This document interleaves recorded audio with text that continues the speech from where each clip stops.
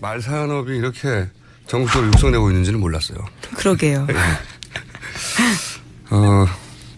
FTA 이후 대표적인 6차 산업으로 말 산업을 육성해야 한다. 이런 논리.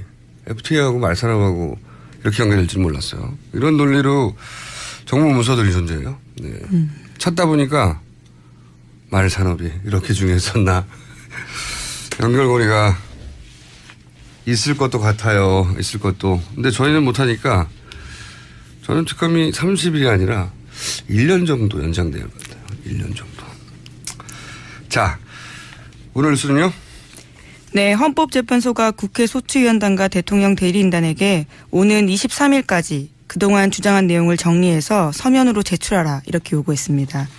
그렇군요. 네. 헌재가 뭐랄까요, 태도를 좀 달리해서 스피디하게 진행한다는 여러 뉴스가 나왔는데 그 얘기 하기 전에 한 가지 짚고 넘어가자면 대통령 대면 조사. 네네. 제가 1,500원 거의 확보한 것으로 확정되어 가는 중이죠. 2,500원까지 지금 올라가지 않았습니까? 예. 예. 일단 1,500원 거의 확정 분위기인데 그때 왜 일시장소 공개한다고 이제 대면 조사 거부했잖아요.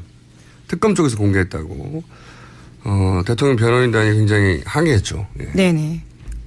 그래서 이거 대통령 변호인단 쪽에서 나온 거 아니냐 뭐 이런 추정들도 있었는데. 청와대 입장이 그렇죠. 네. 어차피 유출됐다면 소스는 둘 중 하나예요. 특검 아니면 대통령 변호인단. 그 외에는 모르지 않습니까? 예. 특검은 이제 계속 억울하다는 입장을 피력했죠. 네. 본인들은 아니다라고 하고 있죠.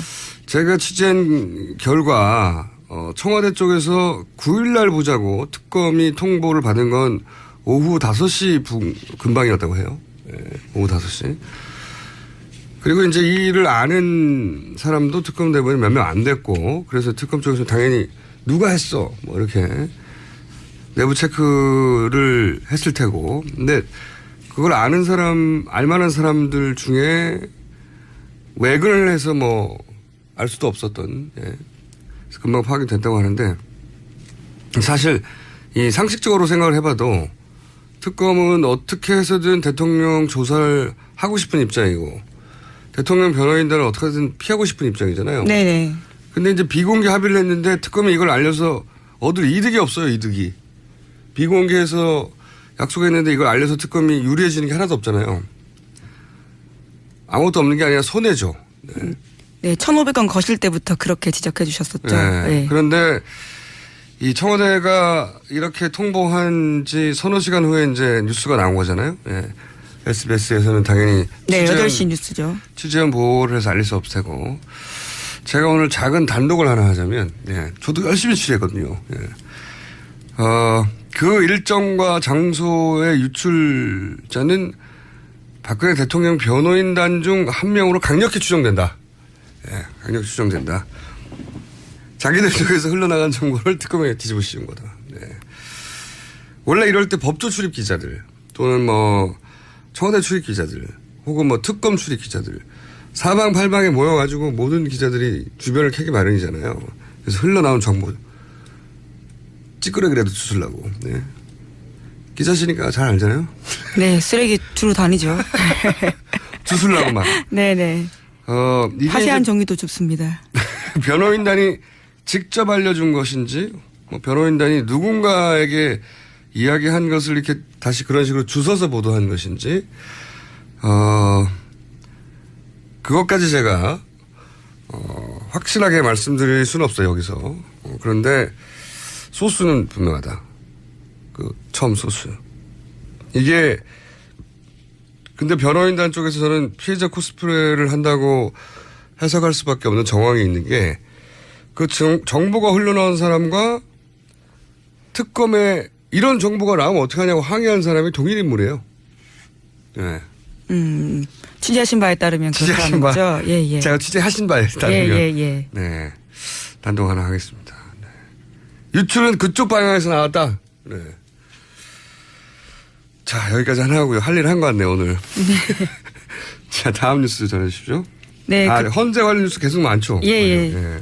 몇 가지 더 지워드리면요. 국회 탄핵심판소추위원단이 그래서 박 대통령 변론 출석 여부를 14일까지는 알려줘야 된다. 이렇게 어제 주장했습니다. 그러니까 이제 헌재에서 끌려다니는 거 아니냐. 그리고 또 정보지들에서 나온 루머들, 아직은 루머라고 표현해야죠, 당연히. 예. 루머들에 따르면은 좀 헌재에서 이런저런 재판관들 이름이 등장하잖아요. 구체적인 이름이 등장해요, 이게 문제가. 그러다 보니까 이제 헌재도 그렇지 않다는 태도를 보여줘야 되는 거겠죠, 지금. 예, 그렇죠. 더 이상 끌려다니지 않겠다, 이런 태도인 것 같아요. 예, 그래서 어제는 10번씩이나 말을 끊고 대통령 쪽 변호인단 신문에 주의를 주기도 하고요. 굉장히 효율적으로 진행을 하겠다라는 식의 이야기들을 강조했다고 합니다. 근데 이게 이제 분위기가 확실히 바뀐 점이 있어요. 새누리당에서 이제 연찬회를 했거든요. 근데 이제 탄핵 초반만 하다가 대통령은 억울하다. 탄핵은 기각돼야 된다. 뭐 이런 호소 한탄 이런 분위기였는데 어제였나요? 연찬회의 내부 분위기는 기각될 수 있다고 그렇게 믿는 분위기로 바뀌었다고. 네. 워딩이 바뀌었어요. 그리고 이쪽에서 헌재 판결을 받아들여야 된다고. 자신들이 원하는 결과가 나올 확률이 높아졌다는 어떤 그런 공감대가 있는 것 같아요. 이게 그걸 어떻게 알겠어요, 근데? 그냥 이분들도 다 그냥 찌라시를 보고 그러는 걸까요? 네. 저는 그리고 이제 정보지에 이제 구체적인 이름들이 거론되잖아요. 근데 이제 상식적인 수준에서는 이게 루머의 관점에서 보면 박근혜 대통령이 직접 임명한 재판관들을 당연히 처음에 거론을 하겠죠. 근데 이건 근거가 저는 없다고 보고 그 자체만으로는 임명했다고 반드시 뭐 생각해보면 그 박근혜 소장도. 네, 그렇죠. 네. 대통령이 임명했습니다. 네, 대통령 임명이 나온 거기 때문에. 근데 이분은 3월 13일 이전에 해야 한다고 강력히. 그리고 이분을 그렇게 새누리당에서 비판한다고 하잖아요. 토론에서도. 네, 어제 토론회에서 그런 막말도 나왔습니다. 뭐라고 그랬다고요? 이노근 전 새누리당 의원이 한 말인데요. 다른 사람도 아니고 그 사람은 말 그대로 자기 어미를 잡아먹고 태어난 살모사 같은 사람이에요. 이렇게 이야기했다고 합니다. 이게 임명권자인데. 예, 뭐 배신했다 이런 취지의 이야기죠. 예. 예. 자기들 뜻대로 움직여주지 않았다는 거죠. 네. 그래서 임명했다는 것만으로 이렇게 거론되는 건 제가 보기엔 억울한 면이 많을 거라고 보고 그분들은. 근데 그 임명한 분들 중에 한 분 이름이 자꾸 루머에 거론되긴 해요. 지속적으로. 또 한 분은 5.16 군사 쿠데타에 대해서 이제 남다른 생각을 가지신 분 있는데 그분도 계속 거론되고. 저는 심각하게 생각하는 게 세 번째 이름도 자꾸 거론된다는 거예요. 3명이면 기각되는 거거든요. 네. 이게 새누리당 내에서도 이런 정보지를 보고 이런 자신감을 얻었는지 정보지가 이런 자신감으로부터 얻은 소스가 있는 건지 거꾸로인지 모르겠으나 이제 기자들이 이런 정보지 이름들이 많이 거론되니까 실체 파악에 나섰겠죠. 예. 네, 그래서 어제 이정미 재판관 권한 대행이죠. 네, 이런 얘기가 나오니까 이제 선을 그었습니다. 네, 네. 그건 말이 안 된다고 선을 긋기도 하셨고. 근데 이정미 재판관은 모를 수도 있어요. 본인한테 연락이 안 왔으면. 예. 여하간 제가 이제 이런 걱정을 하는 것은 이런 큰 판결 직전에 의뢰에 있는 한바탕 해프닝 아니겠는가. 이렇게 바라볼 수도 있지만 또 한편으로 걱정을 하는 것은 지난 탄핵 국면에서 탄핵 심판 들어가기 전에 비박계에 2인 1조로 압박이 들어갔었다고 하는 제보를 제가 받고 그것도 복수에 얘기한 적이 있지 않습니까? 같은 당내에 있던 사람들도 막 사람들을 동원해서 압박할 수준이라면 그런 유혹을 느끼지 않겠어요? 그런 유혹은 있을 수 있다. 이거 많은 기자분들이 취재에 나가야 할 실제 파악에 나서야 할 대상이라고 봅니다. 걱정이 됩니다. 그런 평상시라면 그냥 당연히 루머라고 웃어 넘길 테지만 취재를 좀 해봐야 된다. 네네. 자, 다음 뉴스는요? 네, 관련해서 어제 조선일보 1면에는요, 이런 광고가 났습니다. 원로법조인이라고 하는 9명이 대통령 탄핵 심판에 대한 의견을 낸 건데요. 국회의 탄핵소추 의결부터 헌재 심판 진행에 이르는 전 과정이 법적 하자가 있다. 이렇게 주장을 한 겁니다. 게다가 국회는 신문기사나 심증만으로 탄핵을 의결했다면서 문제가 있다라는 취지의 이야기를 한 건데요. 거기다가 일괄적으로 국회에서 투표한 거는 중대한 적법 절차 위반이다. 이런 주장도 했습니다. 아니 지금 대통령 탄핵이 심증만으로 된 거예요? 이건 너무나 많은 증인들이 나오고 있지 않나요? 문서와. 예, 지금도 그렇죠. 계속. 예. 야, 근데 이제 이런 노력들, 그게 이제 복합적인 노력이거든요. 탄핵 심판관들 중에 개별 접촉을 했는지, 혹은 이런 정보지를 받는지 모르겠으나. 자신감을 얻게 한 그런 정보가 있는 것이고, 그리고 이제 그런 판결을 내릴 재판관들에게 봐라. 이런 분위기가 있다. 이거 돈 내서 광고 낸 거예요. 네, 그렇죠. 생각해 보세요. 전 대법관이 자기 돈 내가지고 신문 광고 본 적 있어요? 어떤 판결에 대해서? 이거는 전례가 없는 겁니다. 전례가 없는 거.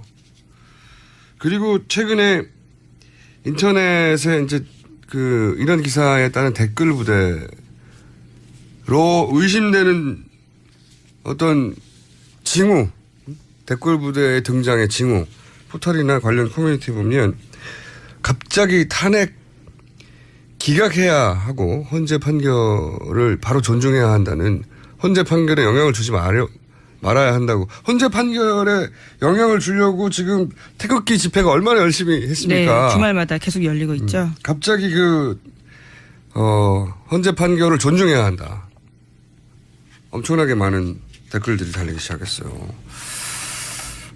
이게 전방위적인 노력이 시작됐습니다. 제가 보기에는. 탄핵 기각을 하고자 하는 분들 쪽에서, 대략 한 15% 정도 되는, 심상치 않습니다. 제가 느끼기로는 종합적으로. 그리고 이제 보수단체들을 총동원해라 하는 그런 지시도 지금 나가고 있다는 보도가 있죠? 네, 오늘 아침 한겨레와 경향 보도인데요. 자유총연맹이 3.1절 태극기 집회에 10만 명 동원하기로 했다라는 보도인데, 정부 예산 지원받는 관변단체가 정치적 중립을 어기는 것은 문제가 있다. 이런 지적이 나오고 있는 겁니다. 자유총연맹에다가 3.1절 날 10만 명을 동원해라. 너희는 10만 명. 자유총연맹에 10만 명을 동원하라고 했으면 다른 단체도 다 동원하라고 하겠죠. 그래서 총 100만 명을 동원하라고 하는, 실제 가능할지 안 할지 여부와 상관없이 아까 이제 댓글 부대가 활동 시작한 게 아니냐 하는 그런 징후도 보인다고 말씀드렸고, 갑자기 대법관이었던 분들이 자기 돈으로 막 반대 광고를, 이런 건 본 적이 없거든요. 예, 정말 원로 법조인들입니다. 90세, 80세 이런 분들이거든요. 아주 나이 많은 분들이에요. 80세, 90세 이런 분들이 갑자기 조선일보 1면에다가 본인들 돈으로 광고를 냈어요. 탄핵 심판에 관해서 문제가 많다고. 심증만으로 탄핵을 의결했다. 심증만으로 탄핵을 의결한 게 말이 되나요? 근데 어쨌든 이렇게 80대, 90대 법조인들이 갑자기 신문 광고를 본 적이 없어요. 헌재 판결을 앞두고 이런 법조인 원로 중에 원로들이 90대 이런 분들이 신문 광고를 냈다고 하는. 물론 개인에 대한 호불호나 찬반을 떠나서 순전히 법률 전문가로서 법적 견해를 밝혔다고 하나 이런 적이 있나요? 도움을 드리겠다. 뭐 이렇게 이야기를 했는데요. 헌재가 도움이 필요한지는 잘 모르겠습니다. 그러니까요.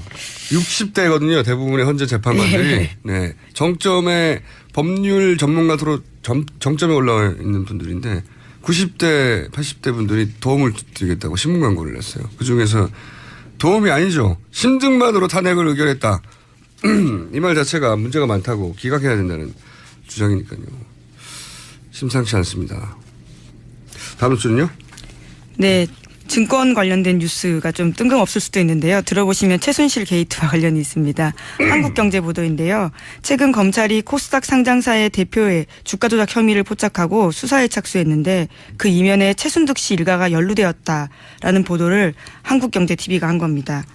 이거와 관련해서요. 한 금융투자업계 관계자의 말을 인용하기도 했는데 증권범죄합동수사단에서 겨냥한 것은 최 회장이라는 사람인데 명동에서 사채업을 하는 최 회장에게 돈 대주는 사람이 최순득 씨의 남편 장석칠 씨다. 이렇게 보도한 겁니다. 이거는 제가 보기엔 특검 화력을 지켜만 보고 있을 수 없는 검찰에서 잡아낸 굉장히 줄기가 긴 고구마입니다. 이거 제가 보기엔. 예, 서울 남부지검입니다.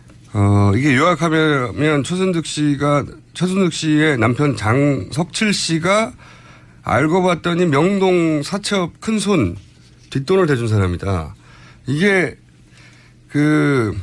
최순실 씨의 이복 오빠 최재석 씨가 그런 말을 한 적이 있어요. 최순득은 사채업으로 돈을 불렸다. 그런 말을 한 적이 있거든요. 그거하고 연결되는 건데 이게 이제 내용을 간단하게 말하면 코스닥에 상장한 회사들 인수합병 유상증자할 때 이런 사채업 쪽에서 뒷돈을 대서 거기서 주가 조정을 해서 돈을 먹는데 그때 뒷돈을 최순득 씨가 됐다는 거예요. 한마디로 말하면. 네. 저는 이게 뉴스가 흘러 만약에 검찰이 가면 한 작년 말에 나왔던 최순득 씨의 아들 장승호 씨 베트남에서 네네. 유치원 사업 하는. 예.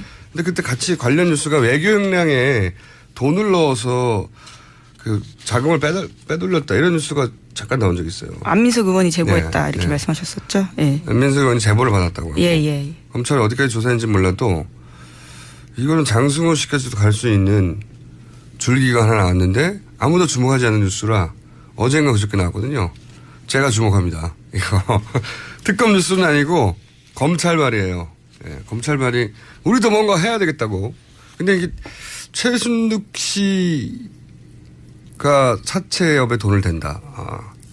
그런 뉴스입니다. 줄기가 많이 나올 수도 있는. 자, 다음 뉴스는요. 네, 특검이 삼성 수사에 다시 속도를 내고 있습니다.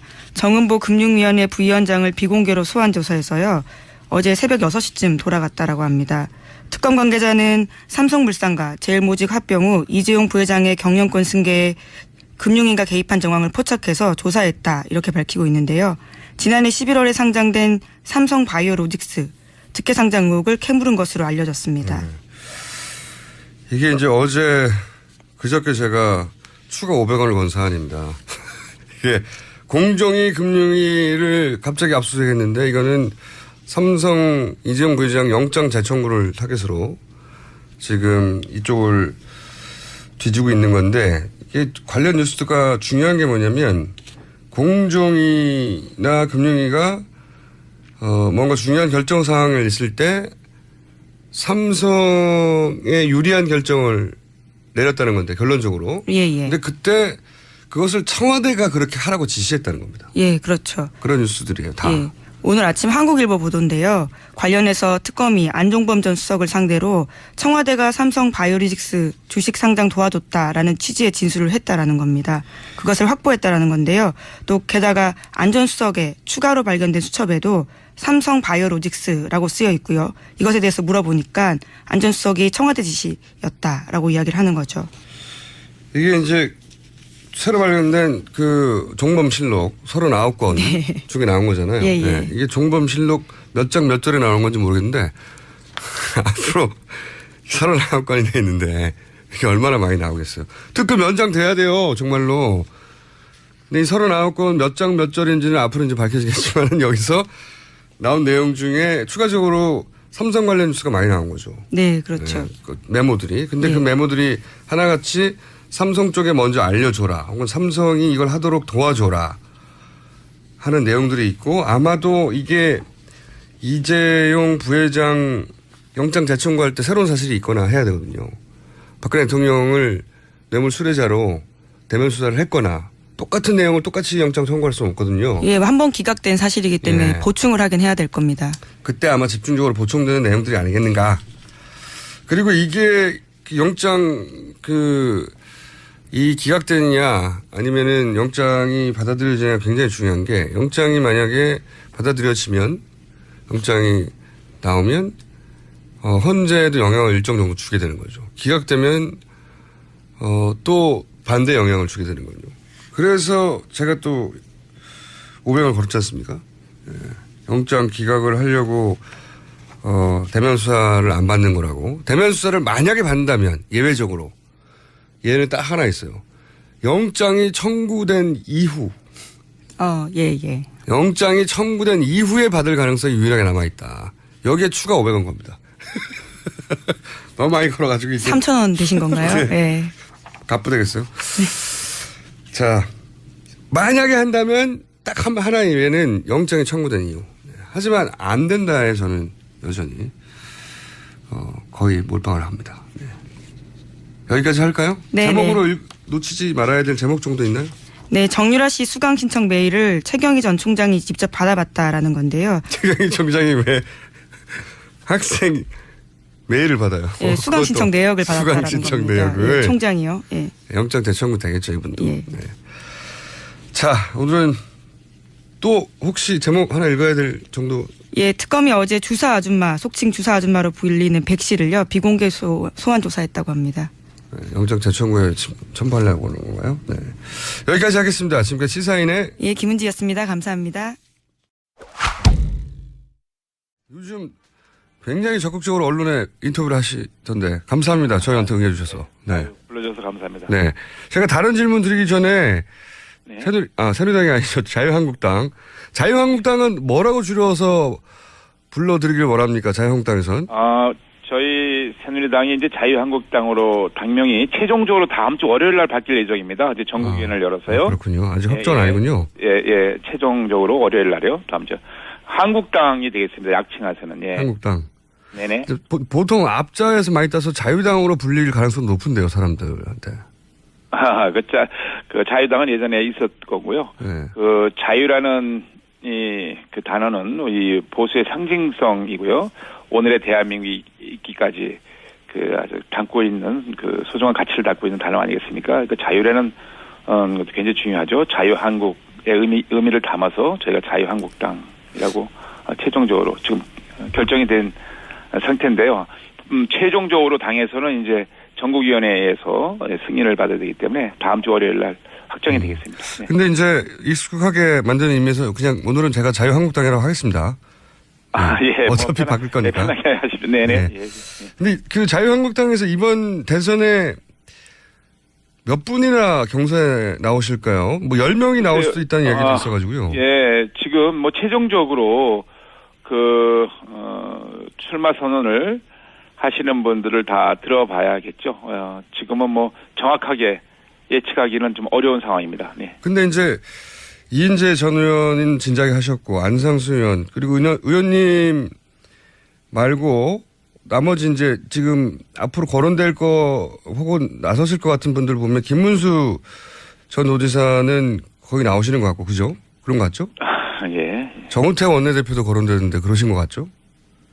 글쎄요, 뭐 최종적으로 예. 입장을 아직 밝히고 있지 않아서 모르겠습니다. 좀 봐야겠습니다. 네. 이완구 전 총리와 홍준표 도지사, 이런 분들도 거론되는데 가능성이 있나요? 글쎄, 제가 그분들의 생각을 제가 말씀드린 건 적절치 않습니다. 그러면 한 분만 더 여쭤볼게요. 네네. 황교안 대행은 나옵니까? 글쎄요, 그것도 뭐 알 수가 없는 거죠. 예. 그래도 이제 분위기라는 게 있지 않습니까? 지금 황교안 대행은 그 국정의 이 공백 상황을 성실하고 또 차분하게 메꿔야 되는 위치에 있고요.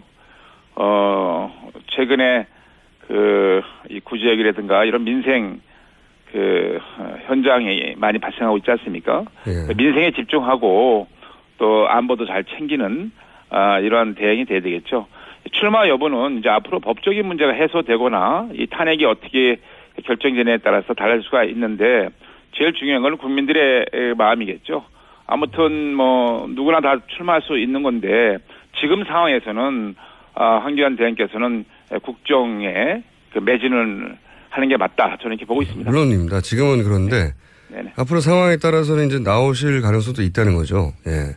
특히 탄핵이 기각되면 나오실 가능성이 아주 높다고 봐야 되겠죠. 그럴 가능성이 매우 높다고 저도 생각하고 있습니다. 네. 탄핵이 기각될 가능성은 얼마나 높다고 보십니까? 글쎄 지금 뭐 헌재에서 한참 재판 진행 중인데. 네. 개인적인 전망은 적절치가 않죠. 예. 지금 그러지 않아도 정치권에서 헌재에 대해서 여러 가지 형태로 압력을 가하는 거 별로 제가 좋게 바라보고 있지 않습니다. 예. 자, 그러면은 한 가지만 이 관련해서 공약도 여쭤봐야 되는데 그 전에 하도 여러분들이 나오신다 싶어서 네. 이게 이렇게 많은 대선 후보들이 거론되는 이유가 특별히 있을까요? 이게 인해 전술인가 싶을 정도로 많은 분들이 거론돼가지고 혹시 우리는 절대 불임 정당이 아니다 이런 강력한 의지를 표명하는 건가요? 우리 새누리당이 예. 지금 여러 가지 어려움을 겪고 있는 건 사실입니다. 네. 국민들에게 끊임없이 지금 현 전국 상황에 대해서 반성을 토대로 해서 사과의 말씀도 올렸고요. 앞으로도 계속 저희가 그런 마음 자세로 가야 될 것 같습니다. 그렇지만 정당의 존재 이유가 정권을 잡기 위한 것이고 그것을 토대로 해서 또 그 정당의 비전과 정책을 실현해 나가는 거 아니겠습니까? 물론 저희들이 이제 지금 반성과 성찰의 시간을 많이 가져왔고 더 많은 노력을 해야 되겠지만 이제는 이 대한민국의 여러 가지 닥쳐오고 있는 이 위기를 그래도 우리 보험 보수 세력, 보험 보수 중도 세력이 힘을 모아서 이 위기를 극복해야 되지 않겠나 이런 차원에서도 결심을 한 것 같고요. 저도 사실 오랫동안 정치를 하면서 지금 이 차지하고 있는 이 복합 위기, 대한민국이 지금 사실은 국가 리더십의 위기라든가 이 안보의 위기라든가 경제 위기가 한꺼번에 몰려오고 있는 아주 과거에 일찍이 없었던 미중의 위기라고도 다 말씀들 하고 있지 않습니까? 그런데 이러한 위기는 사실 이 구조적이고 근본적인 위기라고 저는 보고 있습니다. 제가 이번에 대선에 출마하기로 결심한 이유를 좀 말씀을 드리는 건데요. 네. 그래서 저는 이 구조적인 위기를 좀 근본적으로 해결해서 우리 대한민국을 좀 더 강한 대한민국, 이 당당한 대한민국으로 좀 만들어야겠다라는 결심을 하게 됐다는 말씀을 드리고요. 안보 위기 같은 경우에는 이 북핵 문제로 인해서 이 한반도의 평화를 항상 위협하고 있고 대한민국의 최대 안보 이슈인데요. 이것을 완전히 좀 해결해야 되겠다. 저는 그래서 한국형 핵무장을 주장하고 있습니다. 네, 저도 그 얘기 들으려고 했는데 네, 제 의원님을 하면 항상 생각나는 게 가장 먼저 핵무장을 공개적으로 주장하신 분이지 않습니까? 네, 제가 국방위원장 시절 때부터 북한의 핵 위협에 맞서서 이 자위권 차원에서 우리도 핵 능력을 갖춰야 된다고 주장을 했었죠. 네. 네. 지금 현재 첫 번째로 눈에 띄는 공약도 여전히 이제 핵무장인데요. 이게 핵무장을 해야 한다고 예전부터 주장하셨고 지금도 주요한 공약으로 내세우는 이유부터 간단하게 좀 설명해 주십시오. 네. 말씀드린 바와 같이 대한민국을 가장 위협하는 안보 현안이 이 북핵입니다. 이 북핵 문제 해결 없이는 남북관계도 통일시대도 열 수 없다고 보고 있고요. 지금 이 대한민국은 사실 휴전 상태에 있습니다. 이 한반도가 비핵화된 상태면 좋은데 이 휴전된 상태에서 한쪽은 핵의 능력을 계속 고도화시키고 있고 한쪽은 국제사회와 함께 노력을 하고 있지만 20년이 지난 지금 10년이 지난 지금 사실은 우리는 그냥 다람쥐 쳇바퀴에 돌듯이 이 구두선에만 그치고 있는 상황입니다. 예를 들자면 최근 10년 동안만 보더라도 북한의 김정은 정권은 5차례나 핵실험하고 작년에만 해도 2차례 핵실험했죠. 이 5차례 핵실험한 결과 또 20몇 차례가 넘는 미사일 발사를 했어요. 이런 대량 살상 무기의 위협이 이제 우리의 현실로 다가왔습니다. 이 코앞 현실로 다가왔습니다. 그렇지만 우리는 북한이 그런 핵실험과 미사일 발사할 때마다 국제사회가 함께 또 중국이 중심이 된 6자 회담 다 풀어보려고 했지만 이것이 다 그런 노력들이 수포로 돌아왔어요. 우리가 북한한테 끊임없이 핵을 포기하고 같이 남북이 이 평화와 공동의 길로 같이 나가자가 호소했지만 북한 정권은 이를 외면했기 때문에 저희는 이제 우리도 핵에는 핵으로 억제하는 것이 가장 강력한 억제력을 갖추는 거기 때문에 우리도 자유권 차원에서 핵을 가져야 된다. 그 유명한 외교관인 헨리 키신저 미 국무장관 전 장관도 이웃 국가가 핵을 가졌을 때 가장 강력한 불가침 조약은 핵을 갖는 길밖에 없다. 네, 알겠습니다. 얘기를 했지 않습니까? 그런 차원에서 이제 이 안보 문제에 대해서는 국민들이 정말 핵 때문에 이 공포에 떨지 않고 밤잠을 편안하게 주무실 수 있도록 이걸 완전히 해결해야겠다라는 차원에서 우리도 한국형 핵무장을 하되 북한이 핵을 포기할 때 우리도 핵을 내려놓는 조건부 핵무장이 되겠습니다. 조건부 핵무장. 제가 이제 공약으로 내세운 이유는 충분히 들었고 그러면 제가 반론 혹은 의문을 좀 제기해보자면요. 그 논지는 충분히 이해하는데 현실적으로 우리가 따져보면 플루토늄 재처리부터 해야 되는데 이것부터 안 되지 않습니까? 원자력 협정으로. 네. 어떻게 해결하죠, 이건? 지금 이거는 사실 정치권의 결단과 의지의 문제입니다. 그 NPT 10조에 보면 비상사태 때 그 NPT를 탈퇴할 수가 있습니다. 그 가입 국가도요. 근데 우리 지금 대한민국은 아주 비상사태입니다. 전 세계에서 핵 확산 방지 조약을 탈퇴하자. 전 세계에서 유일하게 분단 국가, 지금 그 휴전 상태에 있는 그런 분단 국가고요. 그런데 한쪽은 끊임없이 지금 그 핵의 능력을 고도화시키고 있고 그 미사일 발사를 비롯해서 여러 가지 대량 살상 무기를 계속 도발하고 있지 않습니까? 이런 상황 자체가 비상사태입니다. 저는 그것만 가지고도 우리가 충분히 그 명분이 있다고 보고 있고. 그러면 의원님, 핵 확산 방지 조약을 탈퇴하면 혹은 뭐 위반하면 이란이 그랬듯이 북한이 그랬듯이 경제 제재를 당하지 않습니까? 우리는 무역 의존도가 굉장히 높은 나라인데 이게 가능한 건가요? 그래서 그것을 저희가 전문가들하고 우리 국회에서 핵 포럼에서 그 관련 전문가들하고 심도 있게 토론을 했습니다. 그래서 우리가 탈퇴를 했다가 다시 가입하는 그런 그 시기라든가 그다음에 우리가 어느 정도 이 경제적으로 그 여러 가지 어려움을 헤쳐나갈 수 있는 거야. 이런 걸 다 했는데 그 기간이 우리가 충분히 그 경제적으로 우리가 몇 년 탈퇴했다가 다시 재가입하는 겁니까? 지금 이제 전문가들의 말씀을 빌리자면 한 1년에서 1년 6개월 정도 보고 있습니다. 1년에서 1년 6개월 동안 탈퇴하고 그 사이 경제 제재를 당하더라도 그 사이 핵 개발을 할 수 있다 이런 말씀이신 건가요? 지금 뭐 서울대학교의 서균열 원자력공학과 교수님 같은 경우에 제가 어저께도 좀 만나 뵙고 왔는데요. 그분도 초청해서 말씀드렸는데 우리의 지금 사실 그 대한민국의 그 핵 능력이라는 것이 상당한 수준 아니겠습니까? 원전 기술도 뭐 세계에서 뭐 알아주는 거고 5번째 규모 갖고 있고 우리가 마음만 먹으면 뭐 6개월 정도 짧으면 6개월 정도 길게는 뭐 또 좀 더 걸리겠습니다만 1년 6개월 정도 걸리겠습니다만 그러한 능력을 갖고 있고요.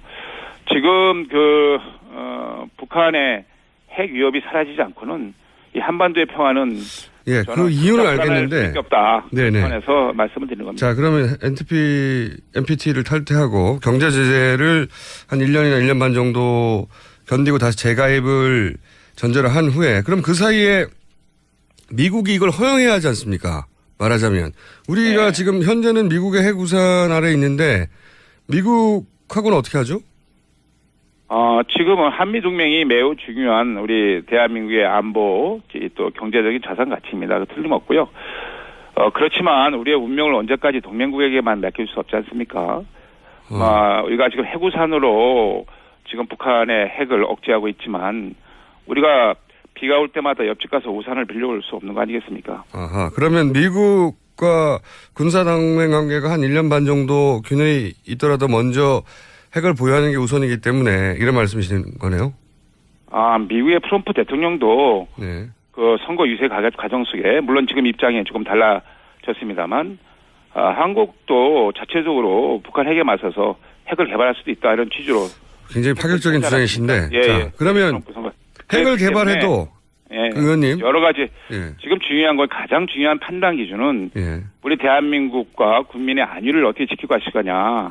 점점 고도화되고 이 불안정성이 높아져가는 지금 중국이 사드 우리 그 북핵 위협에서 맞서서 하려는 이 방어 목적인 사드 배치도 저렇게 내정 간섭 하듯이 방해하고 간섭하고 있지 않습니까? 이건 심각한 문제입니다. 이건 대한민국의 정말 당당한 대한민국이 되기 위해서 제가 여러 드릴 말씀 많이 있습니다만 지금 우리 주권, 우리 군사적인 주권 문제에 대해서도 심각하게 침해받고 있는 사실에 대해서 정말 한탄할 노릇이죠. 그런데 방어 무기인 사드에 대해서도 중국이나 러시아가 이 정도로 압박을 하는데 핵을 가진다고 하면 한반도 긴장이 굉장히 올라가지 않을까요? 돌파해 나가야죠. 지금 돌파해 나간다고요? 사실 그런 의지도 없이 알겠습니다. 그럼 진짜 하실 수 있죠. 자, 그러면 핵을 개발해도 전시작전권이 있어야지 전시작전권이 없으면 의미가 없지 않습니까? 그럼 전시작전권도 회수하는 겁니까? 지금 그 전시작전권 문제의 그 시기는요. 예. 사실은 이 북한의 핵과 관련돼 있습니다. 연동돼 있습니다. 사실 그 전시작전권 지금은 2020년까지 연기돼 있죠. 예. 2020년 중반까지로 돼 예. 있는데 그것은 이제 북한의 핵과 미사일 위협에 맞서서 대한민국의 그 현재 방어 시스템인 킬체인하고 그 한국형 미사일 방어 체계가 예. 그 완비되는 그 체계가 완비되는 시점을 2020년대 중반으로 보고 예. 그때 완비가 되면 우리가 지휘권을 가져야겠다라는 예. 차원에서 군 당국에서 정부에서 그렇죠. 추진을 했던 건데요. 만약에 우리가 한국형 핵무장을 하게 되면 예. 언제든지 가져와도 되죠. 예. 그러니까 전시작전권도 포함해서 미군과의 그 군사 공조는 좀 약화시키더라도 핵을 자체 무장하는 게 훨씬 중요하기 때문에 전시작전권도 가져와야 된다고 생각하시는 거네요, 그러면? 그렇죠. 언젠간 가져와야 되는데, 그거 당연히 가져와야죠. 가져와야 되는데, 네. 지금 전시작전 지휘권 문제는 거듭 말씀드리지만, 북핵의 위협에 대한 해소가 됐을 때 가져오려고 하는 거 아닙니까? 예. 그런데 우리가 한국형 핵무장을 했을 경우에는, 우리 완전히 이제 핵을 억제할 수 있는 능력을 갖추기 때문에. 근데 아까 말씀으로는, 제가 이제 궁금해서 그런 겁니다. 아까 말씀으로는 경제 제재 한 1년 반 정도 받을 수 있고, 그때는 미국과 관계가 좀 예전 같지 않겠지만, 이렇게 말씀하셨는데, 전시작전권은 그럼 둔 채로 1년 반 동안 경제 제재를 받는 건가요? 전시작전권을 그때 달라고 하고 1년 반 동안 개발하는 건가요? 아니죠. 그러니까 그거는 이제 우리가 완전히 이제 북한의 위협에 완전히 맞설 수 있는 체계를 갖췄을 때 가져오는 거기 때문에 그 전에 있는 상황은 얘기할 필요가 없는 거죠. 예. 전시작전권은 미국한테 두고 그 사이에 경제 제재나 미국과의 관계가 좀 소원해지더라도 그 사이는 개발하고. 그러니까 구체적인 그 액션 플랜을 좀 듣고 그게 사람들한테 설득력이 있으면. 네, 그래서 제가 이제 원칙을 3부 원칙이라는 걸 또 내세웠고요. 또 그 과정 속에서 미국을 또 설득하는 작업이 필요하고, 어떻게 보면 우리가 완전히 북핵 을 제압하는 그런 능력을 갖추는 것이 결과적으로도 미국 안보에도 도움이 된다. 한미동맹 차원에서 그렇게 이제 설득을 하는 것도 또 중요한 일이 될 것입니다. 예. 근데 이제 우리가 그런 논리로 핵무장을 하면 일본이나 대만도 사실 핵을 무척 갖고 싶어 하는데 주변 국가들도 다들 핵을 갖겠다고 핵무장 하겠다고 나오지 않을까요? 이거 핵 그건 그 나라들이 알아서 판단해서 결정할 문제죠. 우리는 우리가 판단할 문제고요. 지금은 정말 엄중한 상황이고 연일 지금 그 북핵 위협이 지금 날로 고조되고 있는 상황 아니겠습니까? 이 상태에서 우리가 그냥 바라만 보고 있을 수 없는 상황이죠. 이렇게 모든 주변 국가들이 핵무장을 한다고 나서고 이렇게 압박을 하는 게 더 위험한 상황이 되지 않을까요? 예. 글쎄요. 그거는 이제 그 나라들이 판단할 문제고 그건 우리는 우리의 문제가 시급한 거니까, 예. 각국이 알아서 판단할 문제라고 생각합니다. 예. 알겠습니다. 전체적인 취지는 제가 이해했고요. 네.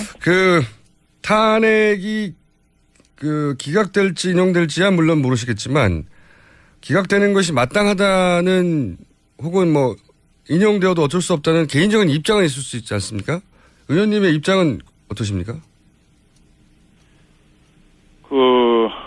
탄핵이 기각되고 인용되고 이거는 이제 헌재에서 그렇죠. 네, 물론 결정을 하고 있기 때문에 정말 요즘에 저는 그거보다 더 심각한 게 민주주의 기본적인 질서를 흔들려는 이 정치권의 이런 행동과 말입니다. 최근에 지금 헌재가 매우 저는 흔들리고 있다고 보는데요. 끊임없이 지금 야당의 일부 대선 주자들 또 어저께는 야당 3당 대표들이 촛불을 더 높이 들어서 헌재를 압박해야 된다는 등 이렇게 하는 것은 정말 옳은 태도가 아니다. 지금 대한민국이 그러지 않아도 주말이면 이 촛불 집회와 태극기 집회로 두 동강이 지금 점점 나가고 있고 정말 운명의 날이라는 것이 결정이 되면 정말 최악의 상황도 올 수 있다라는 불안이 지금 사실 엄습하고 있습니다. 마치 마주 달리고 있는 열차처럼 지금 달려가고 있는데 저는 정치권은 이것을 조금 더 국회에서 또 정치권에서 녹여내야 된다. 그런 차원에서 제가 이 빅테이블론을 다시 꺼내 들었습니다. 지금은 뭐 대연정이 중요한 것이 아니라 정치적인 대타협이 중요하다. 그러기 위해서 여야 그 당대표가 또 원내대표가 같이 참여하는 여야 정치 대협상회의를 통해서 지금 불안해하고 계신 국민들에게 안정감도 주고 또 이 대한민국의 새로운 미래를 위해서 우리가 정치적인 대결단을 해야 될 시기가 아닌가 이렇게 보고 있거든요. 예. 그런 차원에서 지금 탄핵이 인용되고 기각되고 그거는 이제 헌법재판소에서 재판관들께서 그 헌법과 법률에 기초해서 잘 판단해서 하실 거고요. 저희 정치권은 지금 계속 지금 갈라지고 있는 국민들의 마음을 어떻게 하면 좀 녹여낼까 이런 것을 좀 고민해야 될 때가 아닌가 이렇게 좀 판단하고 있고 제안을 하고 있는 상황입니다. 네, 그러니까 그건 헌재가 판단할 일이라 의원님은 이제 입장을 내시는 게 부적절하다고 보시는 거군요, 지금은. 예, 저는 개인적인 입장이 분명히 있죠. 뭐 바뀐 건 있는데 지금 상황에서는 우리 정치인들이 지금 가서 헌재에 탄핵 그러니까 100번을 양보하더라도 재판을 신속하게 해달라라는 거는 뭐 이해할 수 있지만 탄핵을 인용해야 된다라고 주장을 하면서 안 하면 가만히 안 있겠다라는 취지로 이렇게 겁박을 하는 건 올바른 태도가 아니지 않습니까? 저는 그래서 그런 건 자제하고 정치권은 정치인들은 어떻게 하면은 이 탄핵 정국을 수습할 것인지를 가지고 같이 고민하고 논의하는 것이 맞다라고 보고 있습니다. 예. 근데 또 한편으로는 이제 정치라는 게 국민들 여론을 받아서 그거를 이제 대리하는 분들이라 탄핵이 이행돼야 된다는 여론이 아직도 80% 육박한 거는 여론조사가 드러내고 있는 사안이니까 국민들의 80% 가까이는 인용을 원하니까 그런 말을 하는 것도 문제 없는 거 아닌가요? 그럼 여론조사로 재판을 하지 그러면 굳이 재판을 아니 재판을 하라는 게 아니라 이제 그런 주장을 할 수 있지 않습니까? 재판이야 헌재가 하겠죠. 그거는 아니죠. 그거는 뭐 그거는 여론은 스스로 바뀌는 것이고요. 아직은 안 바뀌었는데요. 그런 거에 따라서 결정이 된다면 국가 운영이 어떻게 되겠습니까? 그거는 이제 그 어떤 제도나 또 어떤 원리에 따라서 국가 운영이 헌법과 법률에 의해서 국정이 운영돼야 되는 거고요. 여론은 뭐 수시로 바뀐다고 보고 있고요. 다만 지금 이 시점에서 저는 우리 정치인들이 어떻게 하면 이 혼란한 정국을 하루빨리 수습하고 국민들에게 좀 편안하게 해드릴까라는 가지고 고민을 해야 되지 않나라는 차원에서 지금 빅테이블로 우리가 다시 한번 가다듬고 이 정치권에서 모여서 이 대선 정국, 이 탄핵 정국을 어떻게 수습하고 새로운 이제 19대 대선 선거를 어떻게 칠 것인가도 같이 고민할 때가 아닌가 싶습니다. 만약에 그렇지 않다면 정말 이 갈수록 이제 헌재 결정에 다가오고 또 이 태극기 집회, 촛불 집회가 점점 타오르고 하면 정말 마주 달리는 열차가 충돌하는 대참사가 되지 않나 이런 걱정도 솔직히 있습니다. 그런 걱정을 담아서 말씀을 드리고 있는 겁니다. 알겠습니다. 지금 그 자유한국당, 새누리당 지지율이 예전에 그 한 3분의 1 수준으로 떨어져 있지 않습니까? 지금 회복해야 하는데 그 자유한국당 입장에서 가장 바람직한 대선 상황을 그려보자면 일단 탄핵이 기각되고 거기까지는 이제 자유한국당 소속 의원들이 많이 주장하셨으니까 이렇게 짐작할 수 있는데 그 다음으로는 어떤 상황이 전개되는 것이 바람직한 대선 상황일까요? 자유한국당 입장에서는 박근혜 대통령은 만약에 기각되고 나면 임기를 끝까지 마쳐야 되는 건가요? 아니면 본인이 중간에 사퇴해야 하는 건가요? 어떻게 해야 합니까? 지금은 기각이 될 경우에 네. 그냥 있는 그대로 네. 법에 따라서 국정 운영 임기를 충분히 끝까지 그 법 운영하면 되는데 이제 대통령께서 이제 어떻게 전국 혼란한 전국을 수습하실 거냐에 따라서 달라질 거라고 보고 있습니다. 국민들의 마음을 하나로 모으고 또 이제 정권 이양기에서 어떻게 순조롭게 잘 이렇게 마무리하게 하면서 진행하느냐에 따라서. 세 개나 나와요. 칼, 폴, 라. 자, 제가 어제 그저께 이 중간금융지주회사. 예. 이것을 노린 게 아니었나. 이것을 노리고 있다. 예. 특검이 금융위하고 공정이 네. 갑자기 압수수색 했단 말이죠. 네.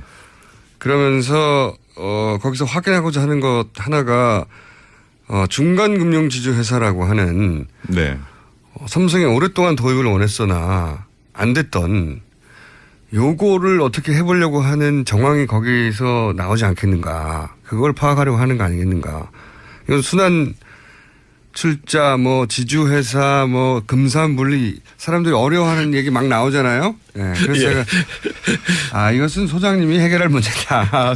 쉽게 풀어서. 그러니까 금융위 공정위를 압수수색한 거는 제가 보기 크게 봐서는 두 가지인데 하나는 최순실, 정유라 씨 이런 분들 또 누가 있습니까? 차은택 씨 이런 분들이 직접 국정에 개입할 때 금융위나 공정위가 개입한 게 있느냐. 예를 들어서. 그러니까 청와대가 개입을 했느냐 이거죠. 한마디로 말하면. 정유라 씨가 독일에 갈 때 여러 가지 도와준, 금융적으로 도와줬잖아요. KB 하나은행이. 근데 그걸 도와준 사람이 갑자기 본부장으로 승진해요. 대출 특혜 이런 거. 예. 그러면 그거는 금융이나 이런 데서 개입을 해서 올려준 거 아니냐 이런 게 있는 거고 또 하나는 TV 광고에도 막 개입하잖아요. 이 차은택 씨가 개입한 거. 이것도 이제 금융이랑 관련이 있으니까 그걸 조사하는 게 한쪽이 있고 또 하나는 이제 바로 삼성이죠, 삼성. 예, 삼성인데 삼성은 자, 삼성이 왜 순환철자나 금산분리나 지주회사나 등등등 걸려가지고 이게 중간금융지주라는 이상한 제도로 문제를 풀고 만세를 부르고 싶어 하는지 이걸 설명해 주셔야 됩니다. 예. 금산분리부터 설명해 주시죠. 간단하게 설명을 했는데. 이 굉장히 복잡한 얘기들이 많이 나오는 이유가 예. 승계 때문에 그래요.